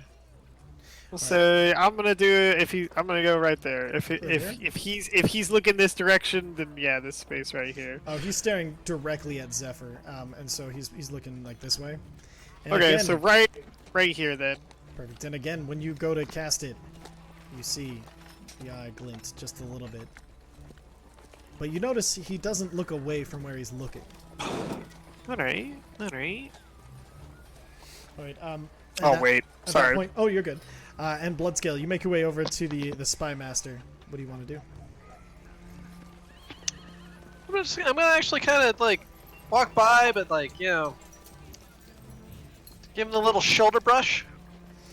So you go to And- give him but the... as I do, I say, I know a bird who wants to talk to you. And as you go to give him the shoulder brush, make a perception check. I don't care if he moves or not. Yeah. I'm just getting in that range where like my shoulder's gonna brush up against. No, yeah. I just need a perception check from you. Not the full check. Yeah. This one's bad. Okay, so as you go to you go to give the check, he just flattens against the wall and he looks up at you. He's like, "Oh, a bird. I talked to a little bird recently. Oh. Told him to find me. Tell me where. If he can't figure that out, he can't have the conversation, can he?" I'm sure a hint wouldn't be the worst idea, though. Oh, and hint in our business is an insult. I'm not in your business. I'm sure you can tell. He is. That's, All right. I'll let him know. I'll just keep walking. perfect. And you kind of, where you headed out? Just further into the entrance. Just, kind of away from him now. I'll turn around, like, Perfect. before it becomes a problem. Excellent. And so you kind of turn around more towards the very entrance, and you see Mesnos has been standing by the entrance the whole time, looking just kind of really nervous. I thought he was the king listening in. Yeah, he went up Oh, top. sorry. Man. That's right. I forgot he had the altered form. I'm sorry. I was looking at his token. And you see, so yeah, he's not there. Remember, you kind of hang back, and then on your shoulder, Faf suddenly appears. He kind of looks at you, and then Draconically says, is this supposed to be fun for them? There's so many more entertaining things than fighting. Don't judge. People have fun in different ways. No, it's At least nobody died. True. And he kind of disappears again. Just gonna say it was sport. Oh, I'm still here. You hear? Oh, okay. Yeah, no, it's just sport. Oh, okay. All fine. I like sport. And then you hear a flutter of wings as you get the idea that he left. I was gonna let him chill, but whatever. Perfect. And as you're kind of in the middle of the ring, Gildelaine makes her way back up, and she's still egging the crowd as the is going on, and she walks over and she's like, "Well, how about that? We've got an orc as one of our almost champions. It's been a while since it's not been a dwarf, but don't you think it's time?" And there's an unsure cheer, like there's this, and then it kind of dies out about halfway When through. it dies out, I start screaming, "Yeah!" And then as you yell, "Yeah," you're the loudest person in the room. And I like raise my hands to kind of get them into it. I do a little performance with it. Roll a performance check. Let's see how much they catch on with this. Yeah. Perfect. And as you oh no, that's good enough. You had them in the palm of your fucking hand. And like as you yell it, then all of a sudden the as it's starting to drop off, you do this and it just goes back up as dwarves are definitely ones obsessed with bloodlust, and so they're having a wonderful time. All right, so that means tomorrow she'll face the champion, and they all cheer again. It's like, so who's ready to see the newcomer, Vola, Dwarf Destroyer, take on the champion? And as she says the champion, there's a ooh, Kazakh in the little. Go ahead, Oh, sorry. damn. In the little silence after she says the champion, I go, "Is he a dwarf?" And then there's like a ooh, is he a dwarf? The dwarf, Kazakh Onathane! And then everybody erupts again. And still on your shoulders, Armdrin is like, he's still like cheering, and he's just into it, and he realizes where he is. He jumps down, and then he kind of like bows in front of you. I've never had such a good fight. We should fight again. Sometime when you're ready. Come find me. I'll fight you anytime. And he kind of like gives this awkward wink, realizes that's not what he meant to do, and he kind of like goes into this weird blinking spasm as he's trying to cover the fact that he just winked at you. It's like, I'll find you when I need some practice. Anytime. I'll take the practice any you've got to give. And he kind of like puts up his fists, then puts them down, puts them back up, puts them down, and then he kind of like, and then at that point you see Bristlechin make his way into the arena. You're kind of like, all right, you did a good job. All right, come on, man. And he kind of like pulls him off of you. Sorry, there's a reason he's our champion. He's just way too into this. And he kind of like pushes him away from you, and he's, oh no, she was a great fight. No, you put up a great fight. And he kind of guides him away from you. And at the same time as Nini makes her way over, and she kind of collects you from the middle of the arena as everybody's cheering, and there's a bunch of coin being thrown into the ring. And as you see that every time a coin hits the ring, it disappears. Oh. That's going to me at the end of the day, right? It's going to both of us, but yeah, mainly you. And she says as she got you out, as you guys get to the door, as she goes to open it, you see there's this like kind of hollowed out slot next to the door, and she pulls up she pulls a bag off of her, like her waist, and she holds it up, and then opens the slot, and all of the coins start flowing into the pouch, and then she pulls it shut when it's done, and then you guys make your way out of the arena. So what's the cut on that? Oh, I'd say for that time about 90-10 you. Oh, 90 for me? 90 for you, yeah. We didn't have anybody. Trust me, before you and Let's Get Him Along, we were a bit of a joke around here. I'm gonna say, how about 80-20? 80-20, that's fine too. I have to count Where's it out that before I find out even what I've made, what deal She I've likes you. made. I like her. She knows. She kind of like stares a little bit and shakes it off. And I kind of lean into her. I'm like, you didn't tell anybody what she did, right? God, no. No, she's earned more than silence from me. I'm surprised she told you. We are very close. That's good to I hear. just wanted to be sure. And then all of a sudden you see like almost like a thought hits her. She's like, Are you I wink. lovers? I wink. She kind of gives you like a respectful slow nod. Like she needs a strong hand. Oh, I think it's you who needs the strong hand. It's tougher than you think. This is. Have they reached me yet? Because I'd be like, Jesus, God, oh, come on! You catch the very end of the conversation. You just hear, you're the one who needs a strong hand. She's tougher than she looks. This is gross. Are they being gross? This is gross. This seems wholly unnecessary. Going back to the end now. Bye. And as soon as you guys make your way back to them, we're going to smash cut to Uza. Smash cut. Uza. Oh, I actually had one real quick thing I wanted to do. Oh, sure, go God ahead. damn it, Brandon. Shut up, fucker. What As did we're you going back down the hall, when we reach to where it says blood scale again, just with one claw, I just kind of gouged through it. Perfect. Make a strength check. With advantage. That's the name Undo moving. that dwarven masonry. 1, 2. Easy enough. As you're walking through, as you dig into your finger, and you see a few sparks, oddly enough, cascade off of your claws. You dig out the name, and so you leave just behind a picture of the picture of the Dragonborn, but it's carved out and blackened a little bit, so it's really hard to make out. Perfect. And then back at the inn. Uza, Wait, you one more. I'm kidding. Uza, what did you want to do? Did you see my text from a while back? I wanted to see how the old woman was reacting when the group left. Oh yes, as the group left, she said she kind of looked and then she got up. You see a small dragon like peek out from underneath her shawl or her cowl, and she kind of like pushes his head back in, and you see her go upstairs, and then come back downstairs. Okay. How long was she up there? About 3 minutes, not long.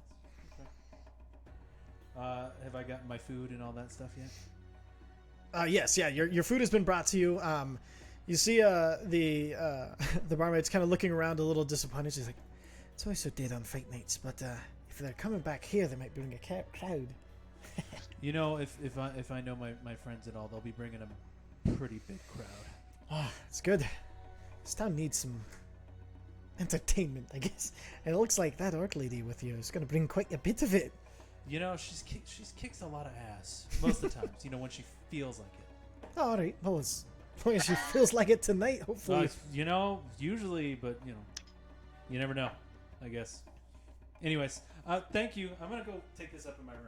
This this empty bar's kind of weirding me out. No offense. No, it's okay. I don't have anyone to talk to. You got the world on your shoulders. You want to talk about it? Oh no, I'm good. I'm gonna go eat my come other on. That's what birds. bartenders are for. Well, you know, I do have a question for you. Yeah. Or actually, quick DM question. Did the old lady leave after she came downstairs? Yes. Okay.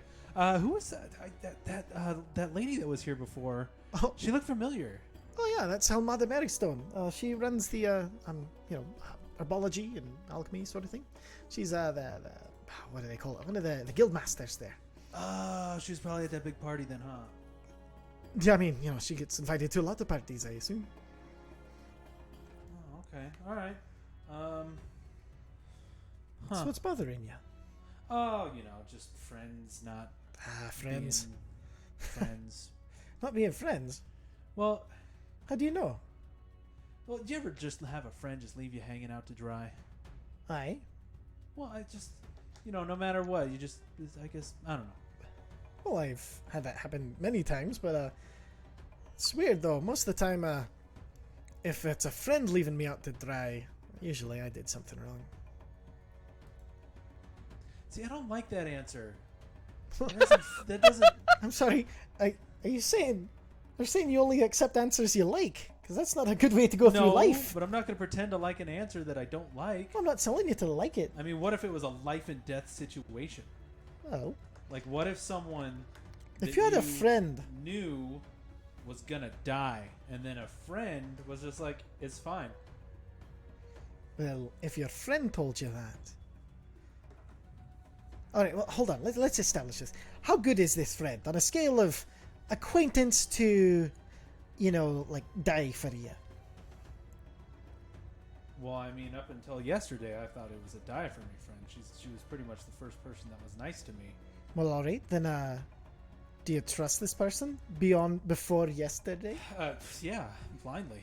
Then why not trust them in the moment? Like, if it's life or death, if it's something that's important and they just didn't, why not? Why?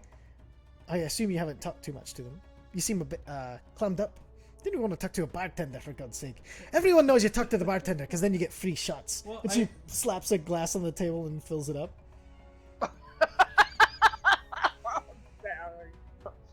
I'm going to pretend to take this shot Slide ahead. because I want to be friendly. Can I finally do one of these? Holy shit! I was gonna joke. I was like, you Fucking just picture shit. you like throwing it over your shoulder into someone's face. And so, quite deftly, in one slick motion, you grab it and then you roll it in your hand before she can see it. So dumping it onto the floor and then do the shot and slam it down upside down real quick and pull the. Is that dwarvish? Everything's here dwarvish. Yeah. It's hard to get imports nowadays. But of course, I never really was an import anyway. The only thing, hunting these fucking chickens has been a bit. Sorry, you don't need to hear my problems. I'm here to hear your problems. Tell me. Is there not a lot of them in the forest? Not as many as there used to be. It There's used to be a probably lot those little easier. demon things running around out there. The hell are you talking about? Oh, here, and I show her the picture that I drew. Those things are in the fucking forest. Yeah, there's tons of them. I told the guards, and they weren't. Like the outside guards were like, "Oh man, we need to do something." And then I told the spy master, and he was like, "I don't give a shit." Huh. Yeah, I'll have to let my huntsman know before he goes out again. yeah. Be careful, because they did take out a group of like a little band, a wagon. Oh, all right. Well, I'll let him know. That's These actually quite useful to me. Yeah, they don't like the sunlight, so if they go out during the day, just try not to stick to the shadows.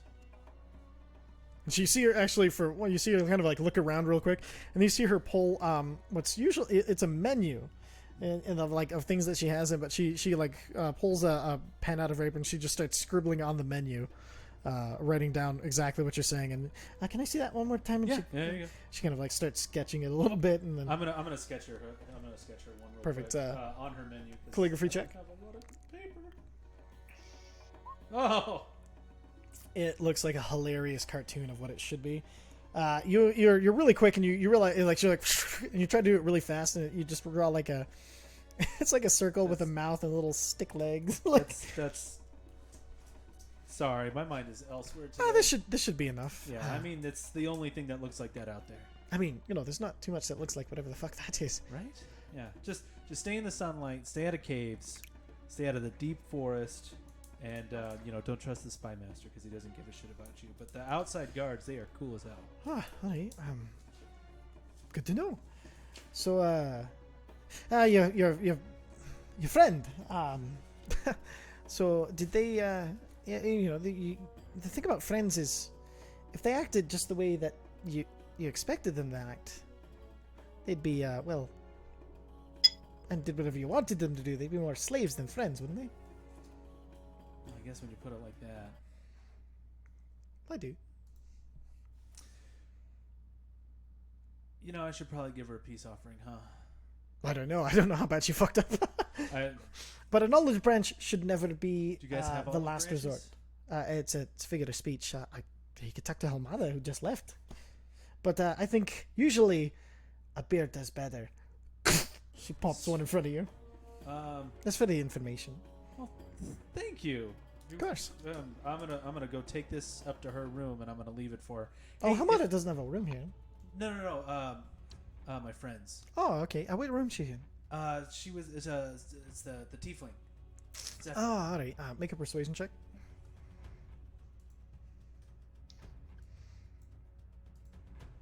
Oh God, where is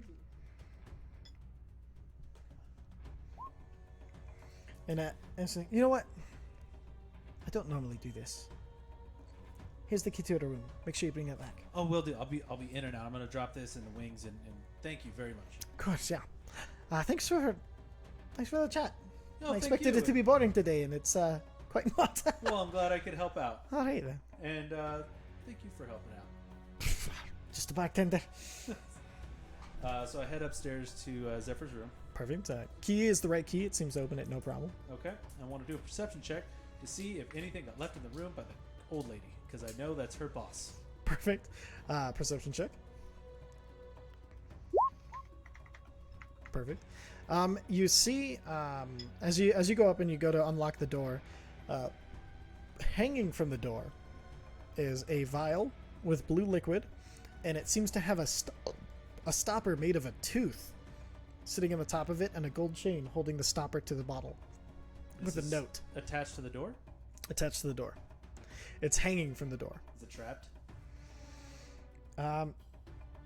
Make an investigation check. I don't know, man. I'm fucking. This oozes on pins and needles right now. It does not seem trapped. Okay, I'm gonna take it down and look at the note. Perfect. As you take it down and you open the note is in common, and it says, "You left today, and you didn't come back. So I went to go find you. I saw you with your friends, so I didn't want to intrude. But I have this potion that if you left for what I think you left for, this should help you along the way. I've also included the recipe so you can practice. Helmada." Huh. All right. Well, I'm gonna take that inside and put it on her desk or whatever countertop there is inside. Perfect. I'm gonna put the beer down. Put the wings down. Is there a window? There is no window. Was there a window in our room?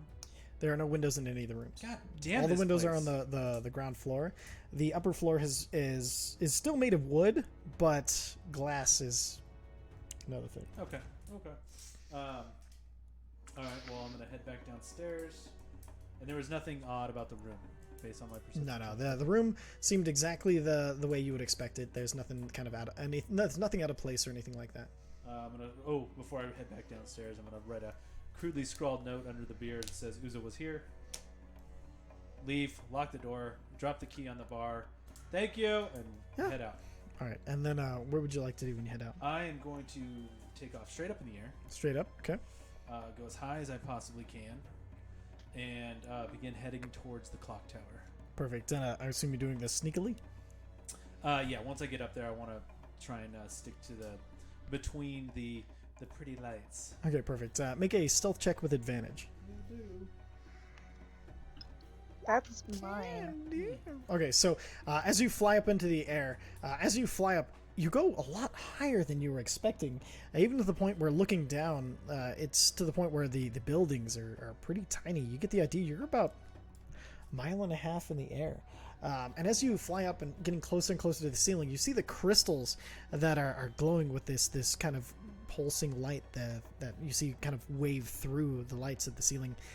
And as you get closer and closer, they are larger and larger crystals that seem spattered across the ceiling of the inside of this mountain.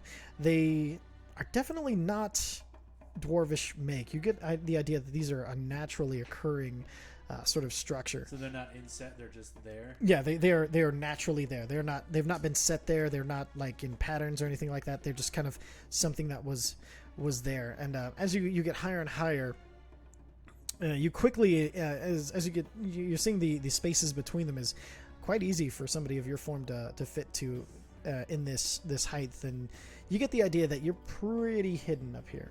Perfect. And then I'll head towards the clock tower. Did you hear the kitten? Yeah, I did. Fucking kitten was adorable. Oh my god. She's so sweet. You guys gotta come over and see her sometime. Seriously, I really do. All right, so clock tower. So you head your way towards the pillar. The flame has now reached a good 10 feet in the air. It's getting near to resetting. But you get the idea. Up the later in the day it is, or Yes, yeah, down? it's this pillar that it goes up. Okay. The ring of magic. But you get the idea. You have a few hours before it resets, but it is much closer to the top than it is to the bottom. Okay. I'm going to start circling it and doing my best to take a look around the area, see if I see Claddock. Perfect. Perception check, advantage. Because of your goggles, I assume you use it. Oh yeah. 21. Thank God Perfect. for advantage. And as you're looking around, you see you expected it to be kind of hard, but unfortunately, you see Claddock sitting in kind of the same spot that he was before. You see him; he's talking to like this small girl with blonde hair, and he kind of nods, and she runs off, and you see him kind of smile to himself as he looks out, and then he kind of goes back to staring into the middle distance, his kind of bright blue eyes just kind of looking off. And there are children present. There are children that are hanging around him. Okay. You do notice one. One has a giant fucking turkey leg.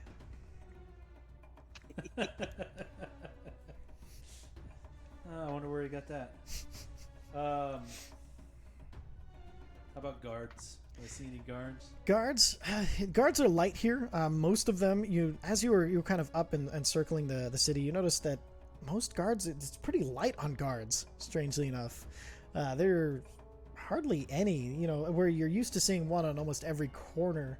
It's about every fifth corner now. Like there's a lot less of them. Okay. I'm gonna bring it in a little bit, but not quite all the way. Maybe about let's say 300 feet up. Okay. And doing another circle, and I'm going to be looking for any kind of indicators of traps, any kind of netting, ropes, anything that would prevent any kind of air travel. Okay. Do let's say an investigation check for this one. Okay. Because you're looking for an exact thing. It's a 24. Don't you get advantage on these as well with the goggles? No. Okay. It's Still, wisdom checks. 24. Pretty good. All right. So with a 24, you look around and you don't see anything. There are a few things that you thought would be, but as you look closer, they're more like clotheslines. Okay. Where people have hung out clothes. You're not seeing any nets or anything that would be what you would think of to capture airborne traffic. Okay. I'm going to find an alleyway behind Claddock and land in there. Perfect. I'm going to take another look around, make sure nothing else has changed since I landed. Perfect. Another check.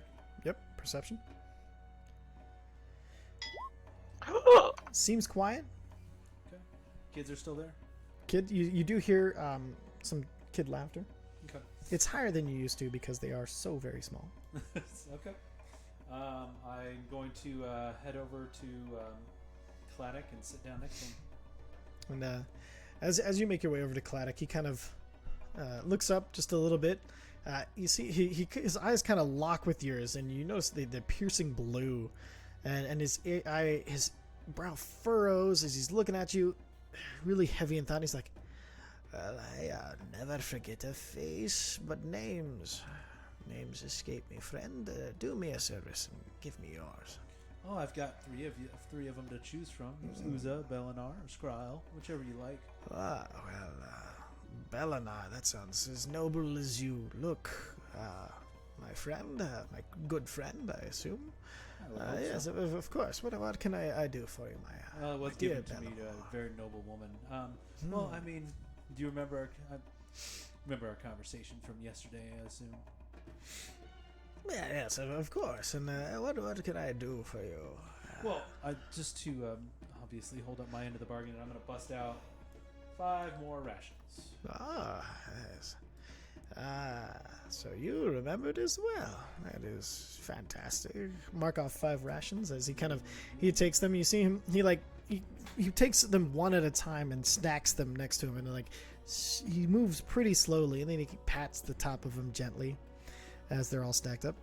Ah, yes, and for my side of the bargain,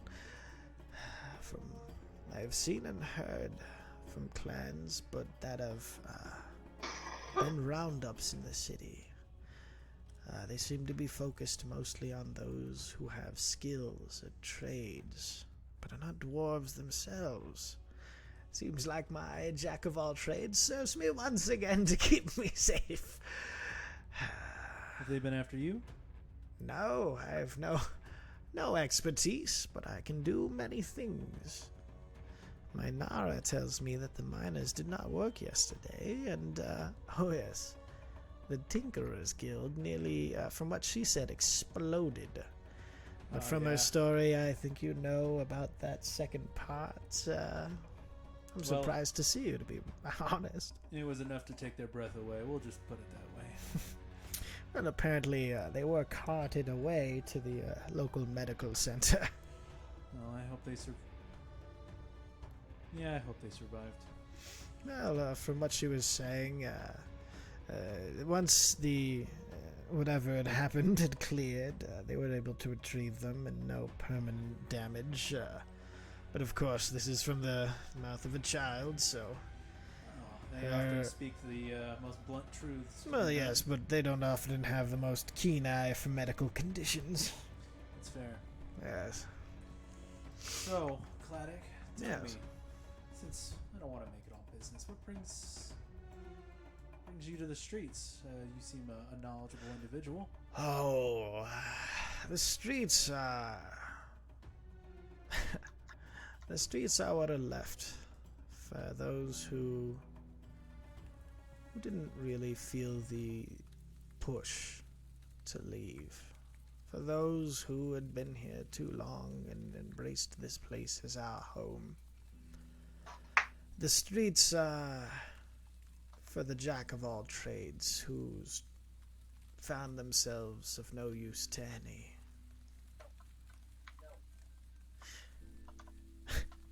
But there are those here who are anchor me, and there's no adventure left for these old bones. Although it seems you might have brought one to me. He kind of smiles and looks at you knowingly, and you do see just the barest glistening in his eyes, where he is getting a little emotional.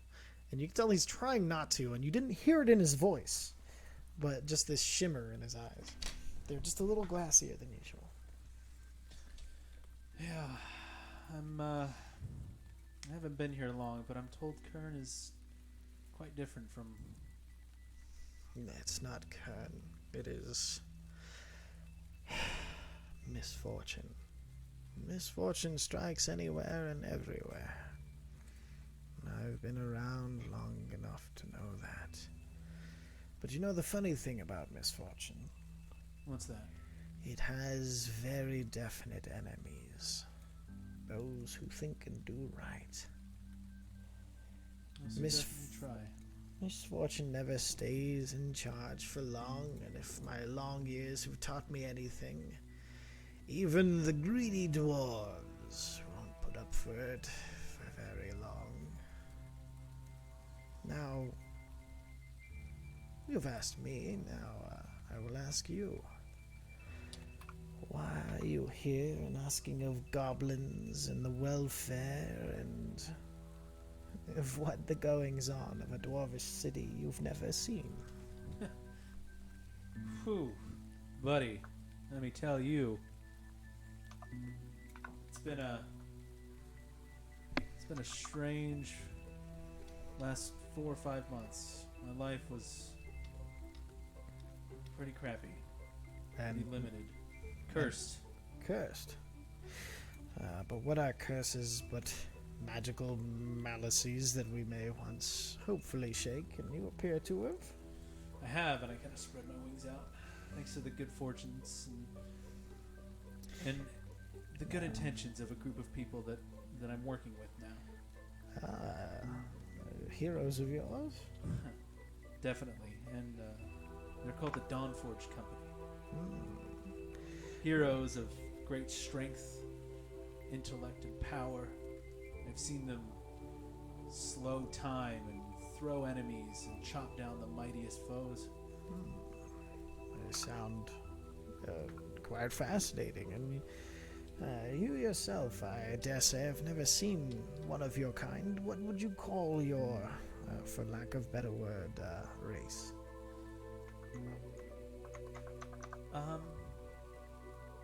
It's interesting. I've never read about us, but I know the name Arakokra.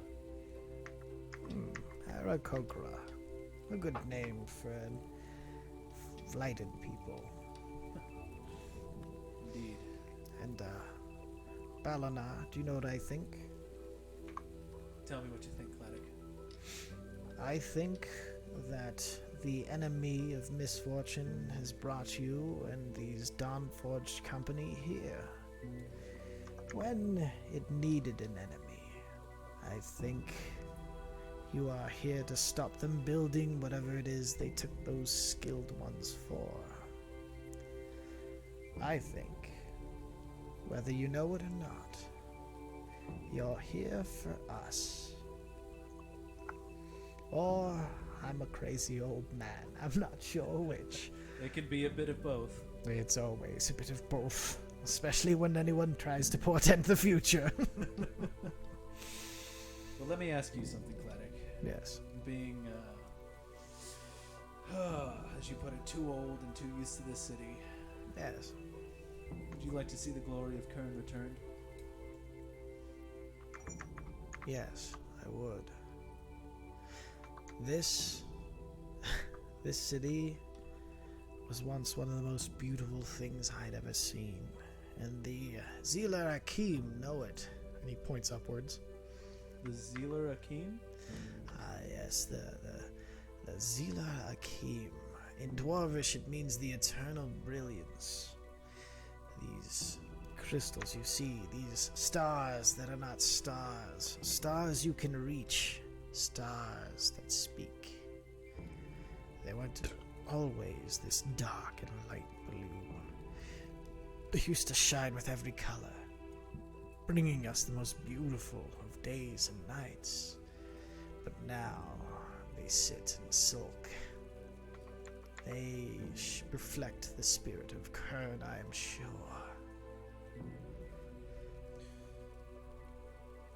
You know, I got kind of close to them up there just a few minutes ago. They're truly wondrous.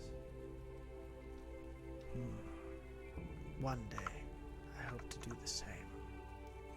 Well, you don't seem too stout or heavy. Maybe once we free this city, I can take you up there and you can see that brilliance a little more up close. I would like that. Balana, or should I say Uza, Balana, and Skrael was the last one? That's it. Well, that would be something new. And for me, that is something impressive. Everything's been new to me, so in order to pass that joy along to someone else, well, at least I'd be able to do something right. I have a feeling, with the way your heart guides you, that right is mostly what you do. Now, you will probably have to be going. You don't have all day to speak and talk to an old man while you have a city to save from the clutches of misfortune. That's true. I do have a couple more questions about this misfortune, Claddock, and I'm hoping your wisdom will help me out a little bit more. It's less wisdom and more ears. And he kind of flips he has rather large ears, and he kind of flicks one and gives you an odd smile as he does. That's what these are for, and I kind of show off the big old freaking eagle eyes. He's like, yes, but these hear better, those see better. That together would be unstoppable. Unstoppable. So, these black-clad guards, this King's Guard. I'm guessing Yes. you've seen a little bit of their going on. Yes, they do strike out occasionally, but usually they are kept as a personal guard to the king. But Do they report directly to the king? yes, of course. That's why they are called the King's Guard. I'm not sure if the spy master or the general had a hand in things. The spy master, odd fellow. Do you happen to know where he operates out of? That one, no one's entirely sure. I don't even think the king knows. Interesting. Okay, well, tell me, what about those gray-skinned dwarves? Oh, Seen a few of them. Duergar. New additions to the city, not entirely unwelcome, very strange. Keep to themselves. I swear they're small. They're building almost a small sector of the city for themselves. Usually to the southeast, they have started making their own portion of the city. They're digging them out their own district. Very strange. And did they show up right around the same time that the Oh, misfortune of Khirn? Well, it was hard to tell. The king died. The Duergar, however, didn't show up for another year.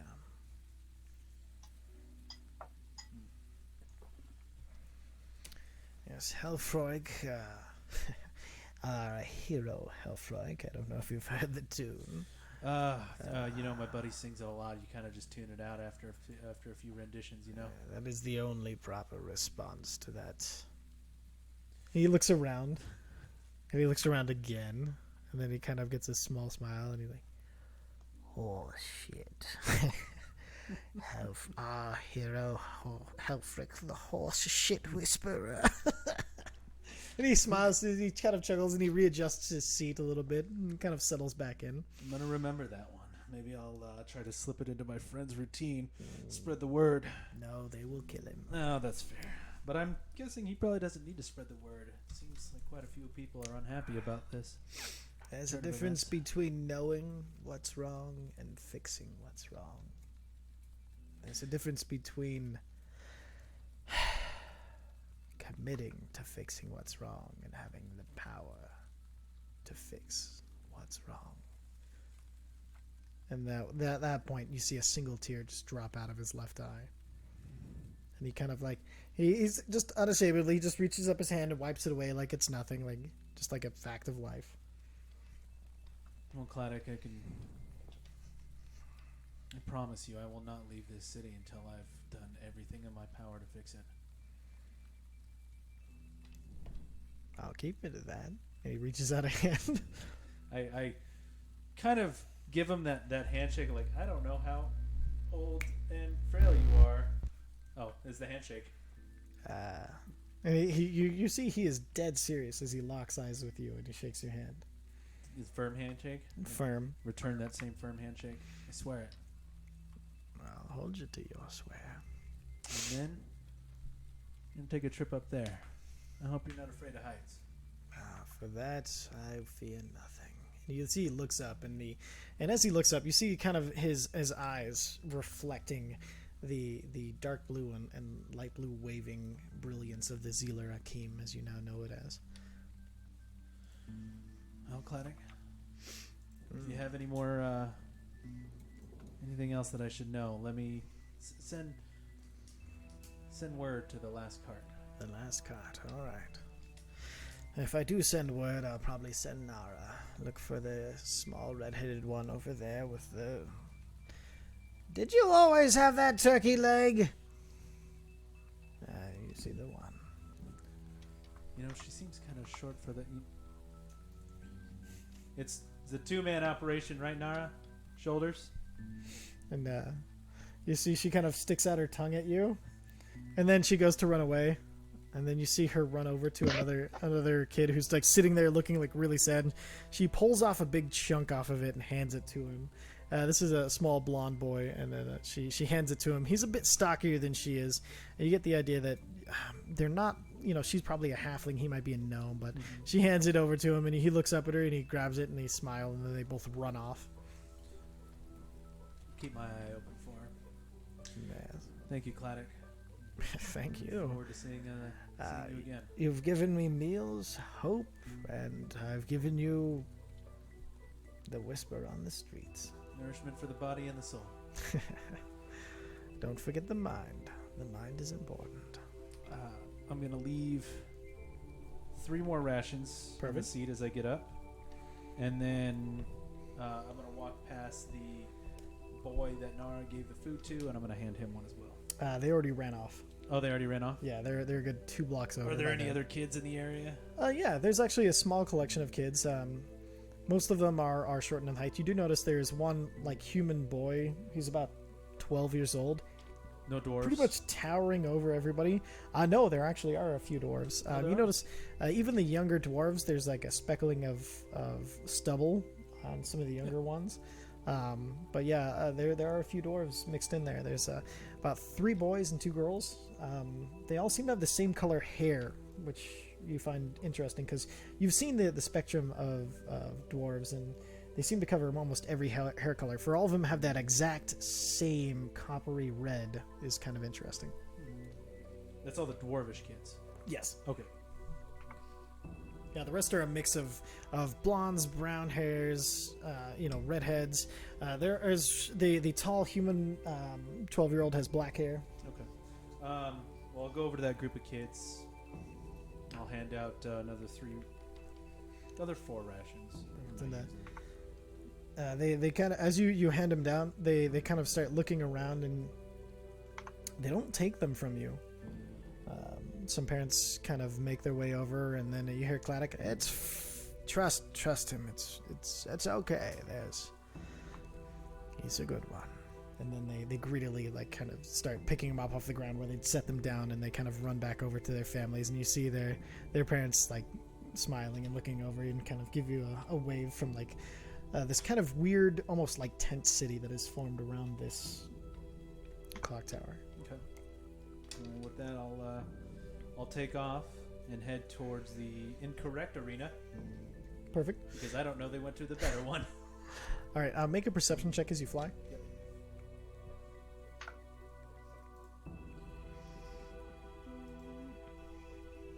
Perception. All right. 19? That's good enough. And as you're flying, you do hear cheers because there's so many people cheering, and they're not super far apart. So as you're making your way that way, you do hear cheers pulling you a little bit more to the east. Pulling you to the east as you kind of start to follow those cheers. I'm gonna head that way, and I'm gonna be high up, not as high as when I made my first approach, but try to be out of immediate eye shot. Perfect. As I approach the arena and just start to circle, see if I can see my buddies. And as you circle, you do recognize the forms of the people below you. You do recognize everybody kind of spread throughout the audience as you kind of see them here on the map. And at that point, you see as Nini and Zephyr leaving in her orc form, still leaving the arena and collected their gold and is now made their way over. You do see the spy master leaning against the wall because I know you're going to look for him. And the king is just sitting at his throne looking bored and uninterested as you see this kind of older, ragged dwarf make its way over back to everybody with Viser's dwarf form. I'm gonna land next to the party as conspicuously as I can. Perfect. But kind of in the open, so that if I have to take off immediately, it shouldn't be a problem. Perfect. And so you land you land right next to, let's say, you'll probably land next to Bloodscale as he's kind of waiting a little bit outside of the entrance as the other 4 make their way over. And as you down, you see you land, and then when you look over to see the spy master and give him kind of a look, because I know you're going to, he's gone. Could I tell which way he went? Make a perception check with advantage. With advantage. Nope. Okay. Perfect. But with that perception check, you do see a small tag hanging out of one of Bloodscale's pockets. Hey, Blood Bro, Ah! what's the tag? I'm gonna snatch it. Do you let him? Yeah, Perfect. And as you pull it out, That's why I asked. oh, I You know. told me to Yeah. ask. it's true. Yes. Fair Okay. play. So Fair play. as you pull out the tag, it is a note, and as you open it, wrapped inside the note is a small silver raven figurine, Motherfucker's toying with me. and it says. I'm both happy, but also really pissed off. And it says, "I'm impressed with your resourcefulness. Are you gonna write this down?" Yeah. Hold on one second. Okay. All right. I gotta write down that I got Iceman back. Okay. Yeah, you have Okay. Iceman back. He's ready. And then so it says, "I'm impressed with your resourcefulness. Maybe you deserve a second audition. Keep an eye for the signs. Much work needs to be done."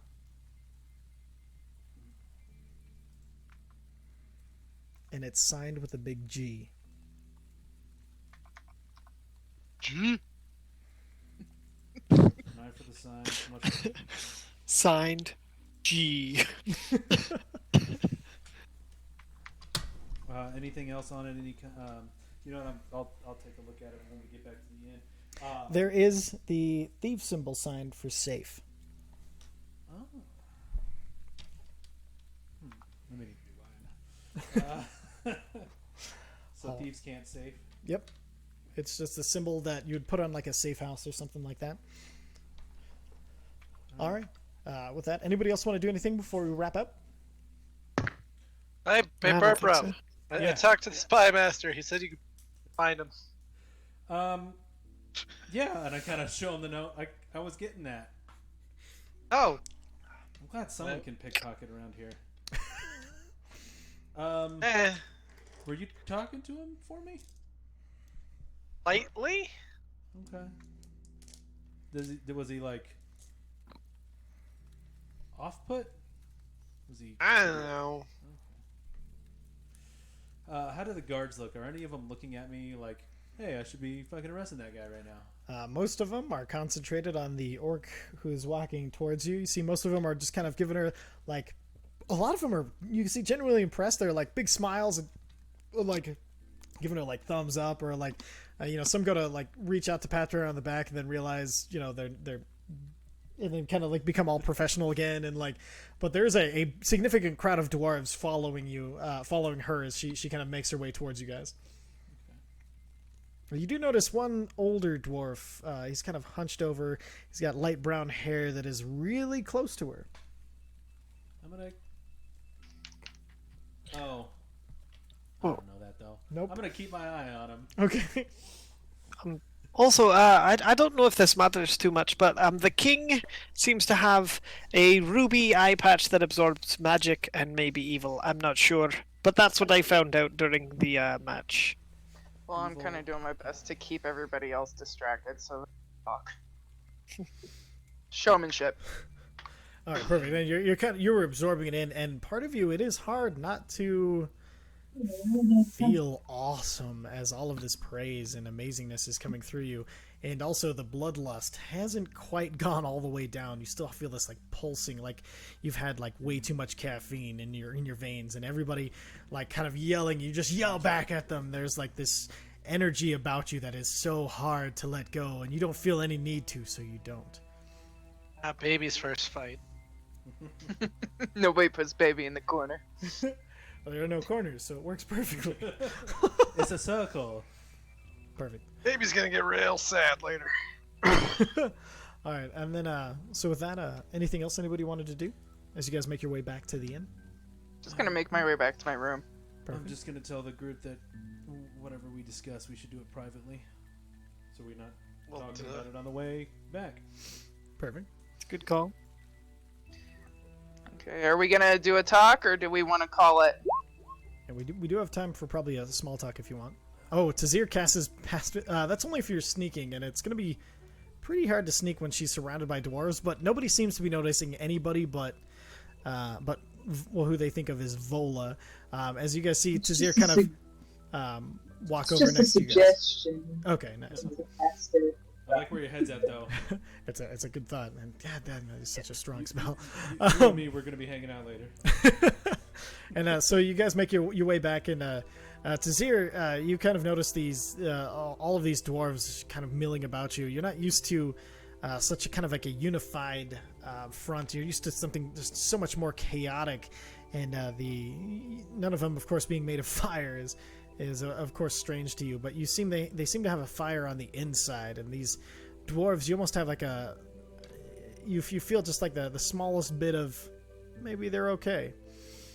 As they group around and are yelling, and you also kind of feel the urge to yell as your more wild nature of fire takes hold. And you guys make your way back to the inn, and the innkeeper, she meets you, and she kind of she has some steins ready, but you see as you guys rotate, she's like, "All right, welcome back." Oh god! And she starts running and just filling up more steins and trying to get ready for the amount of dwarves. Told ya. Everybody kind of swarms in. She kind of like gestures to the band, and they're like they all quickly grab their instruments and start to get ready, and they like kind of cue up the band, and everybody starts to like kind of yell and shout as they kick off. 2 buckets over here, please. 2 buckets, I of grabbed course. 2. Hot water. Yeah. Vola. Yes. Your Yes. boss is in your room. Oh shit. Okay. Yeah, I should go. I'll go check that. I grab 2 beers and I take them up with me, and I start like ham-fisting both of them, upending them as I'm walking up the stairs. Perfect. And you notice the dwarfish form that Mesnos has taken follows you. And I go into the room and I see the vial, and then I see Usa's graffiti and the beer, and I grab that beer and Perfect. I know we're kind of wrapping it up, Yep. but you said Mesnos is following her upstairs. Mhm. I follow him. I follow them up the stairs. I pull my dagger, and I stealth. Okay, roll 'Cause stealth I check. don't know who the fuck that is.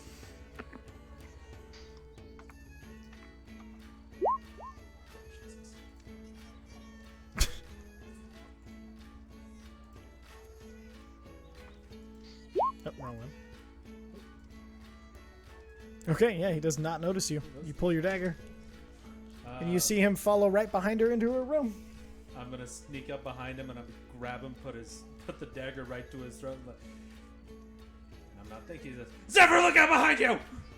Zephyr, you And I turn twirl, her. and you see Uza holding a knife to the neck of what you know is a transformed Mesnos, but this kind of like hunched over dwarf with mousy brown hair and a big beard looking at you with his eyes super wide. I turn around so fast that like half the beer that Uza got for me like sloshes onto the floor. I'm like, Uza, no, that's Mesnos! Who are you? Who are you? Why are you Mesnos following uses me? vampiric touch. And as you're holding your mouth over him, his mouth seems to elongate in your hand, and all of a sudden an ear smacks you in the face as it grows out the side of him. Ah! And you release him. You look down at Mesnos, who looks up. Very stealthy. Ah. Very nice. Thank you for watching over her. Yeah, well, I got you a beer. Oh, This old lady I- left a thing. Yeah, I like beer. I got the beer. God damn it! And I just walked downstairs. And Uza, wait. Just downstairs. As you say, wait, you see he's already gone. Excitable You fellow. forgave me. He left you a beer. Yeah, is that a half apology or a whole one? Uh, I need to make an apology. I don't know how to do this. Oh, apologies are easy. You just have to forget you did anything wrong and say you're sorry. You had me at that first part. I'm not gonna lie. I thought Oh, yes. somewhere else with that. I'm like, Oh no, you have to say you're sorry, or else it's just being a dickhead. He smiles to you, and he's like. Then he rolls over, and he's like, would it be okay if I hugged you? Yeah. And he hugs you, and he hugs you pretty tightly for his small form. He's like, I was very, very, very worried, but you did very, very well. I think I like this transformation. It does seem to suit you. And he kind of lets you go, and he kind of backs up, and he gives you a small nod. It's nice not to speak. I don't think there's any weakness in you. I've seen many a weak thing. You, definitely strong. And he gives you a big smile. Just handle this, so. By the way, are you going to drink both of those? Now that you have 2.5. I give him the half, because, like, the others are empty. I'm like, well, I finished these off on my way. Good God. And he kind of, he pulls out his flasks, adds a little bit, and then he drinks it down. Still pretty good. Or Constitution. It's pretty good. Yeah. Let's go downstairs. It's nice to see you happy, and it's nice to see you roar.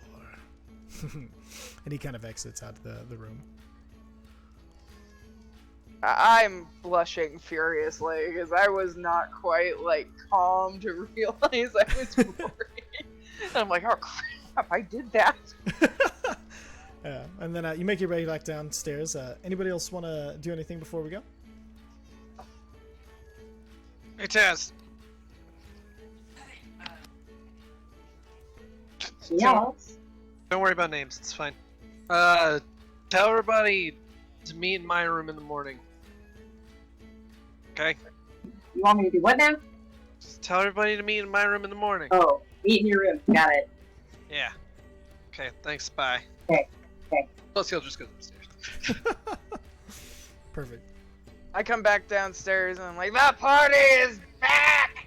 And as you do, the bar again erupts into a bunch of people cheering, and there are dozens of dwarfs all coming up to hand you beers. They're like, you notice a strange thing is about 80% of them are women who are all trying to kind of like push a beer into your hand and kind of giving you a good grab nod. the beers from all the women and I give him like, you know, like the nudge to the eye, like, yeah, thanks, you know, as I'm guzzling them down as fast as I can. You get a lot of very respectful nods back, and then one girl, she kind of blushes. I Archer style this shit. And then as you're drinking, you catch out of the corner of your eye one of that you grabbed up. She starts to blush and kind of sits down at one of the tables, and she already has this kind of fiery red hair, and the blush just kind of throws it over the top as she's blushing through freckles as she kind of like looks at you and gives you like a little bit of a wink. Everybody is throwing beers at everybody in the party just for being friends with you. You are the celebrity of the night. As Nini as well. I immediately get awkward face when I notice that she's blushing, and I look over at Mess. Like, what do I do with that? Whatever you want. I'm not awkward. I certainly am not a good measure on this. Ask Vicer, he seems to know. Shit, I need to talk.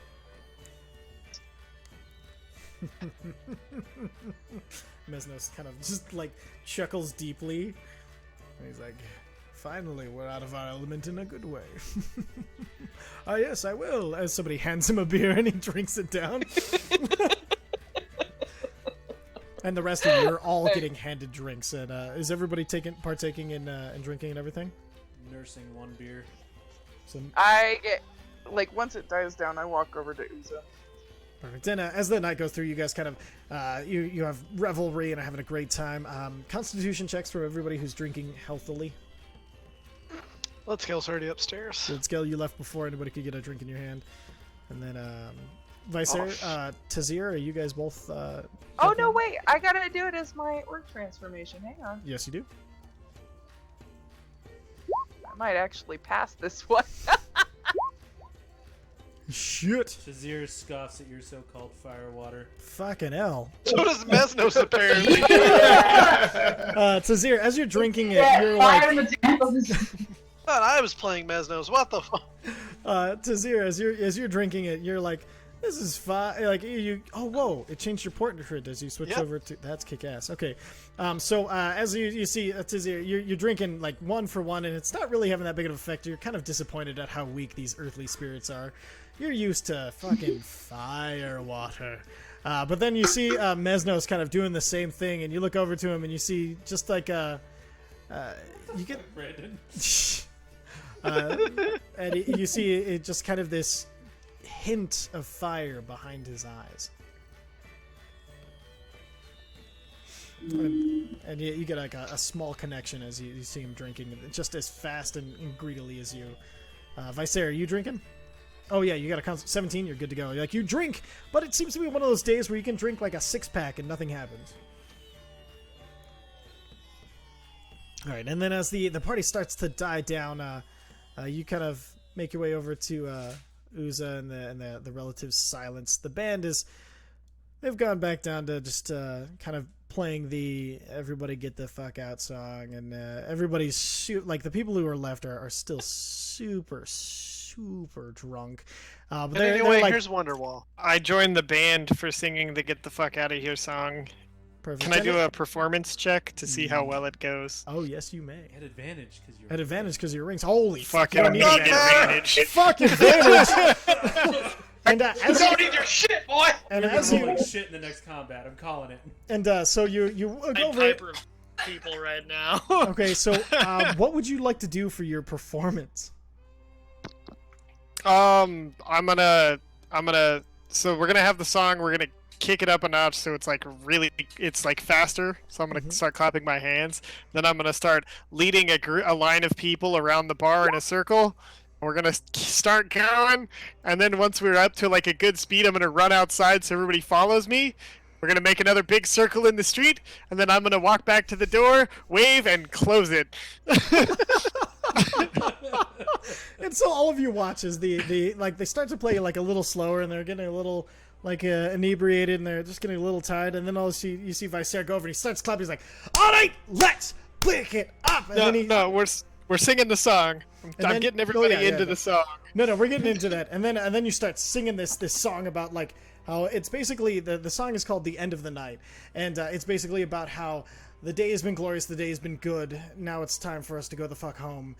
You've done all you can, you've done all you might, and now it's time to say goodnight. And you're just fucking leading this huge chorus as you lead them all around the bar first, and then then you lead them out the door, and then as you come back down, you slam it behind you, and you kind of like lean your back against it, but nobody seems to knock as they've dispersed the audience. It's almost nobody left except for the party. What? Almost you slam your back against the door, and almost nobody's left. Even the guards seem to be gone.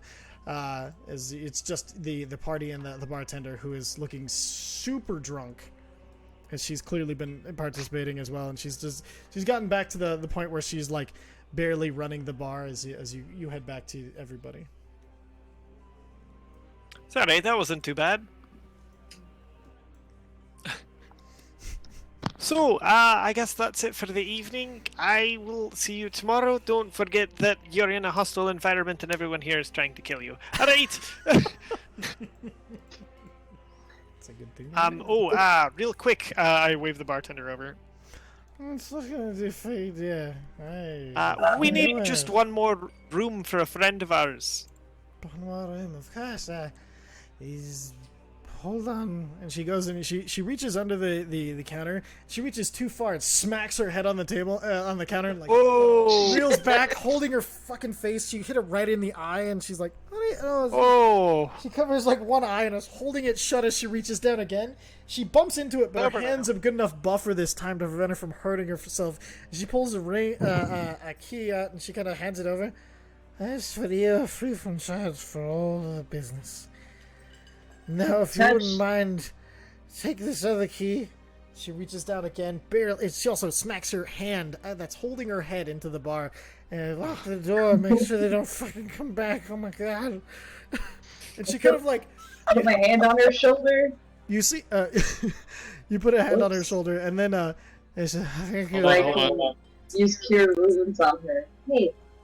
And go and roll the cure wounds. Okay.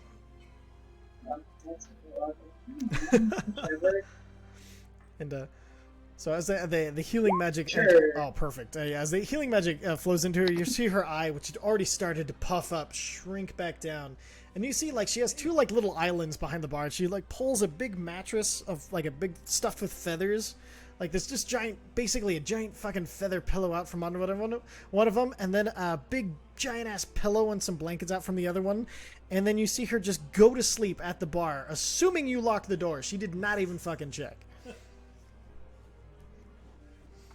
I'm gonna go lock the door.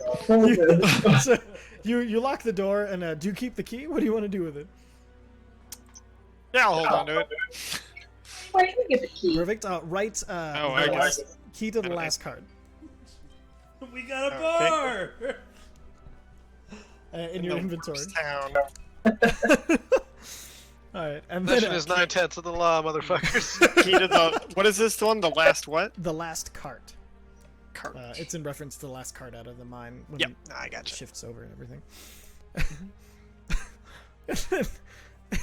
Anything else anybody wants to do? Yeah, I wanted to talk to Uza. Perfect. And then as it's calmed down now, you know I rolled for it already. During his Nat 20 performance, I assumed she was distracted. I snuck upstairs and went to my room. roll a perception check. Me? Yeah.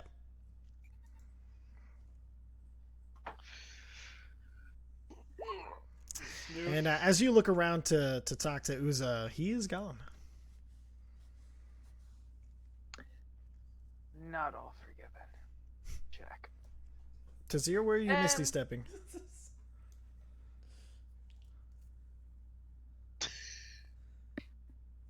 Did you accidentally click that, Tazir? Can you not hear her? I cannot hear her. Sorry, I was muted. There she is. Anyway, I'm just gonna, ninja vanish partway up the stairs and then go to bed. Perfect. And so, Smoke bomb! Vice versa, as you're looking around to give Tazir a key, you just see her twirl around, and this silvery smoke starts at her feet and just flies up as she seems to shrink into nothing and disappear. You have a key. You need your key. Hello. For Christ's sake. Tazir, roll Not a my d20 key. for me. Oh, you got it already? Yeah. Okay. Okay, she got the key. Thought I had it. Tazir, roll a d20 for me. See if you ended up in the right place. Already. Go wrong. Okay, 11. So, let me check. Let's see. Hold on 1 second.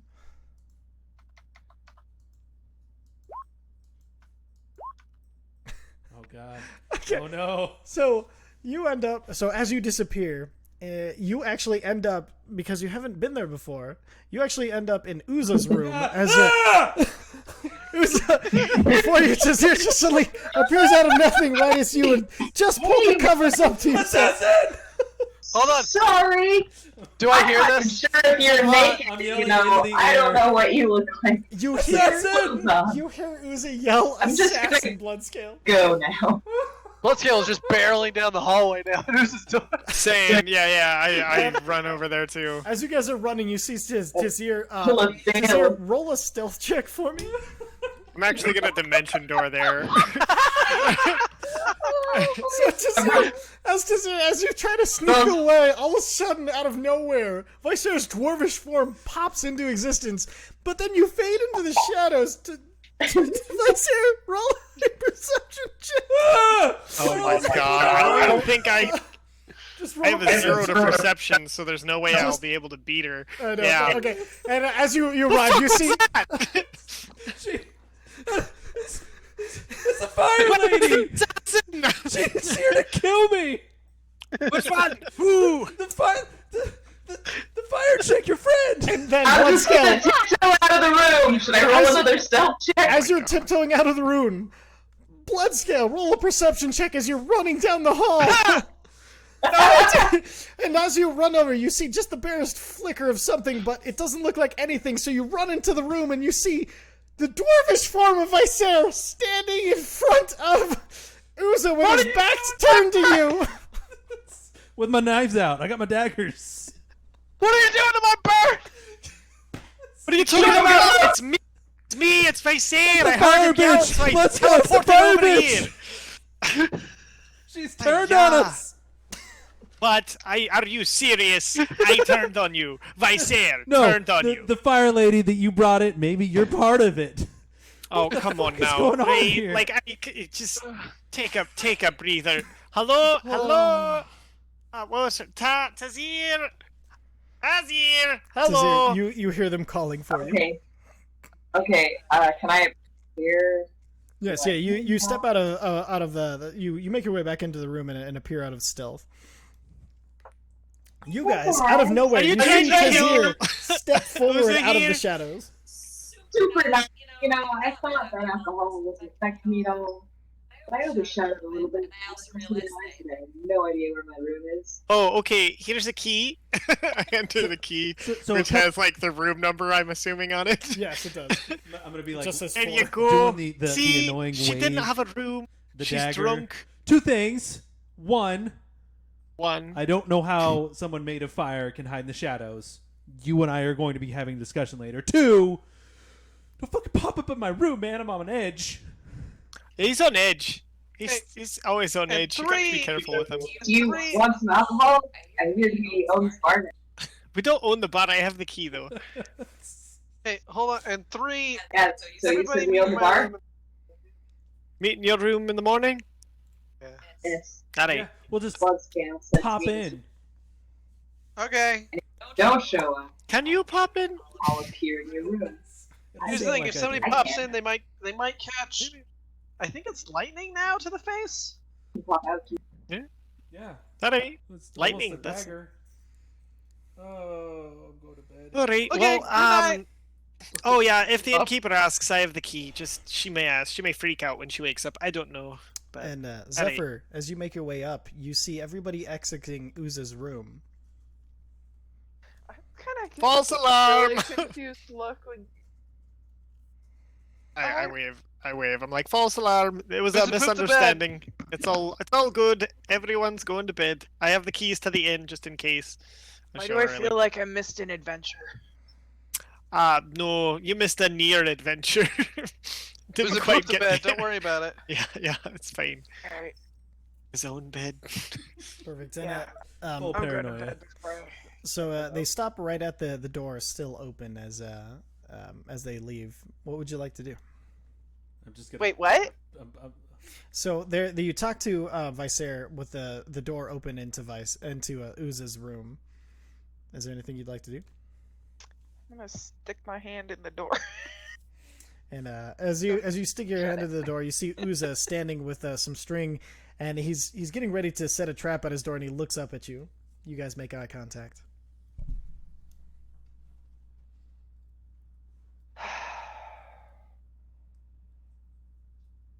I owe you to make sure that he ends up safe. I just want you to. But you are a bigger priority to. I You appreciate come that. first. Thank you. I'm sorry that hurt you. Well, Khirn has a way of turning people shitty, apparently. So Yeah. let's just fix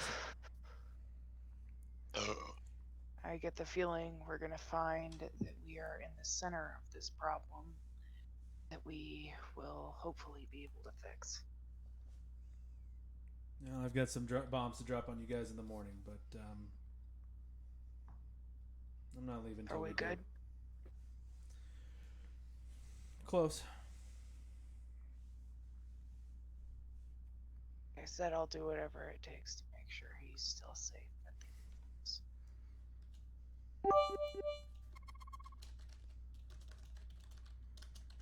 Well,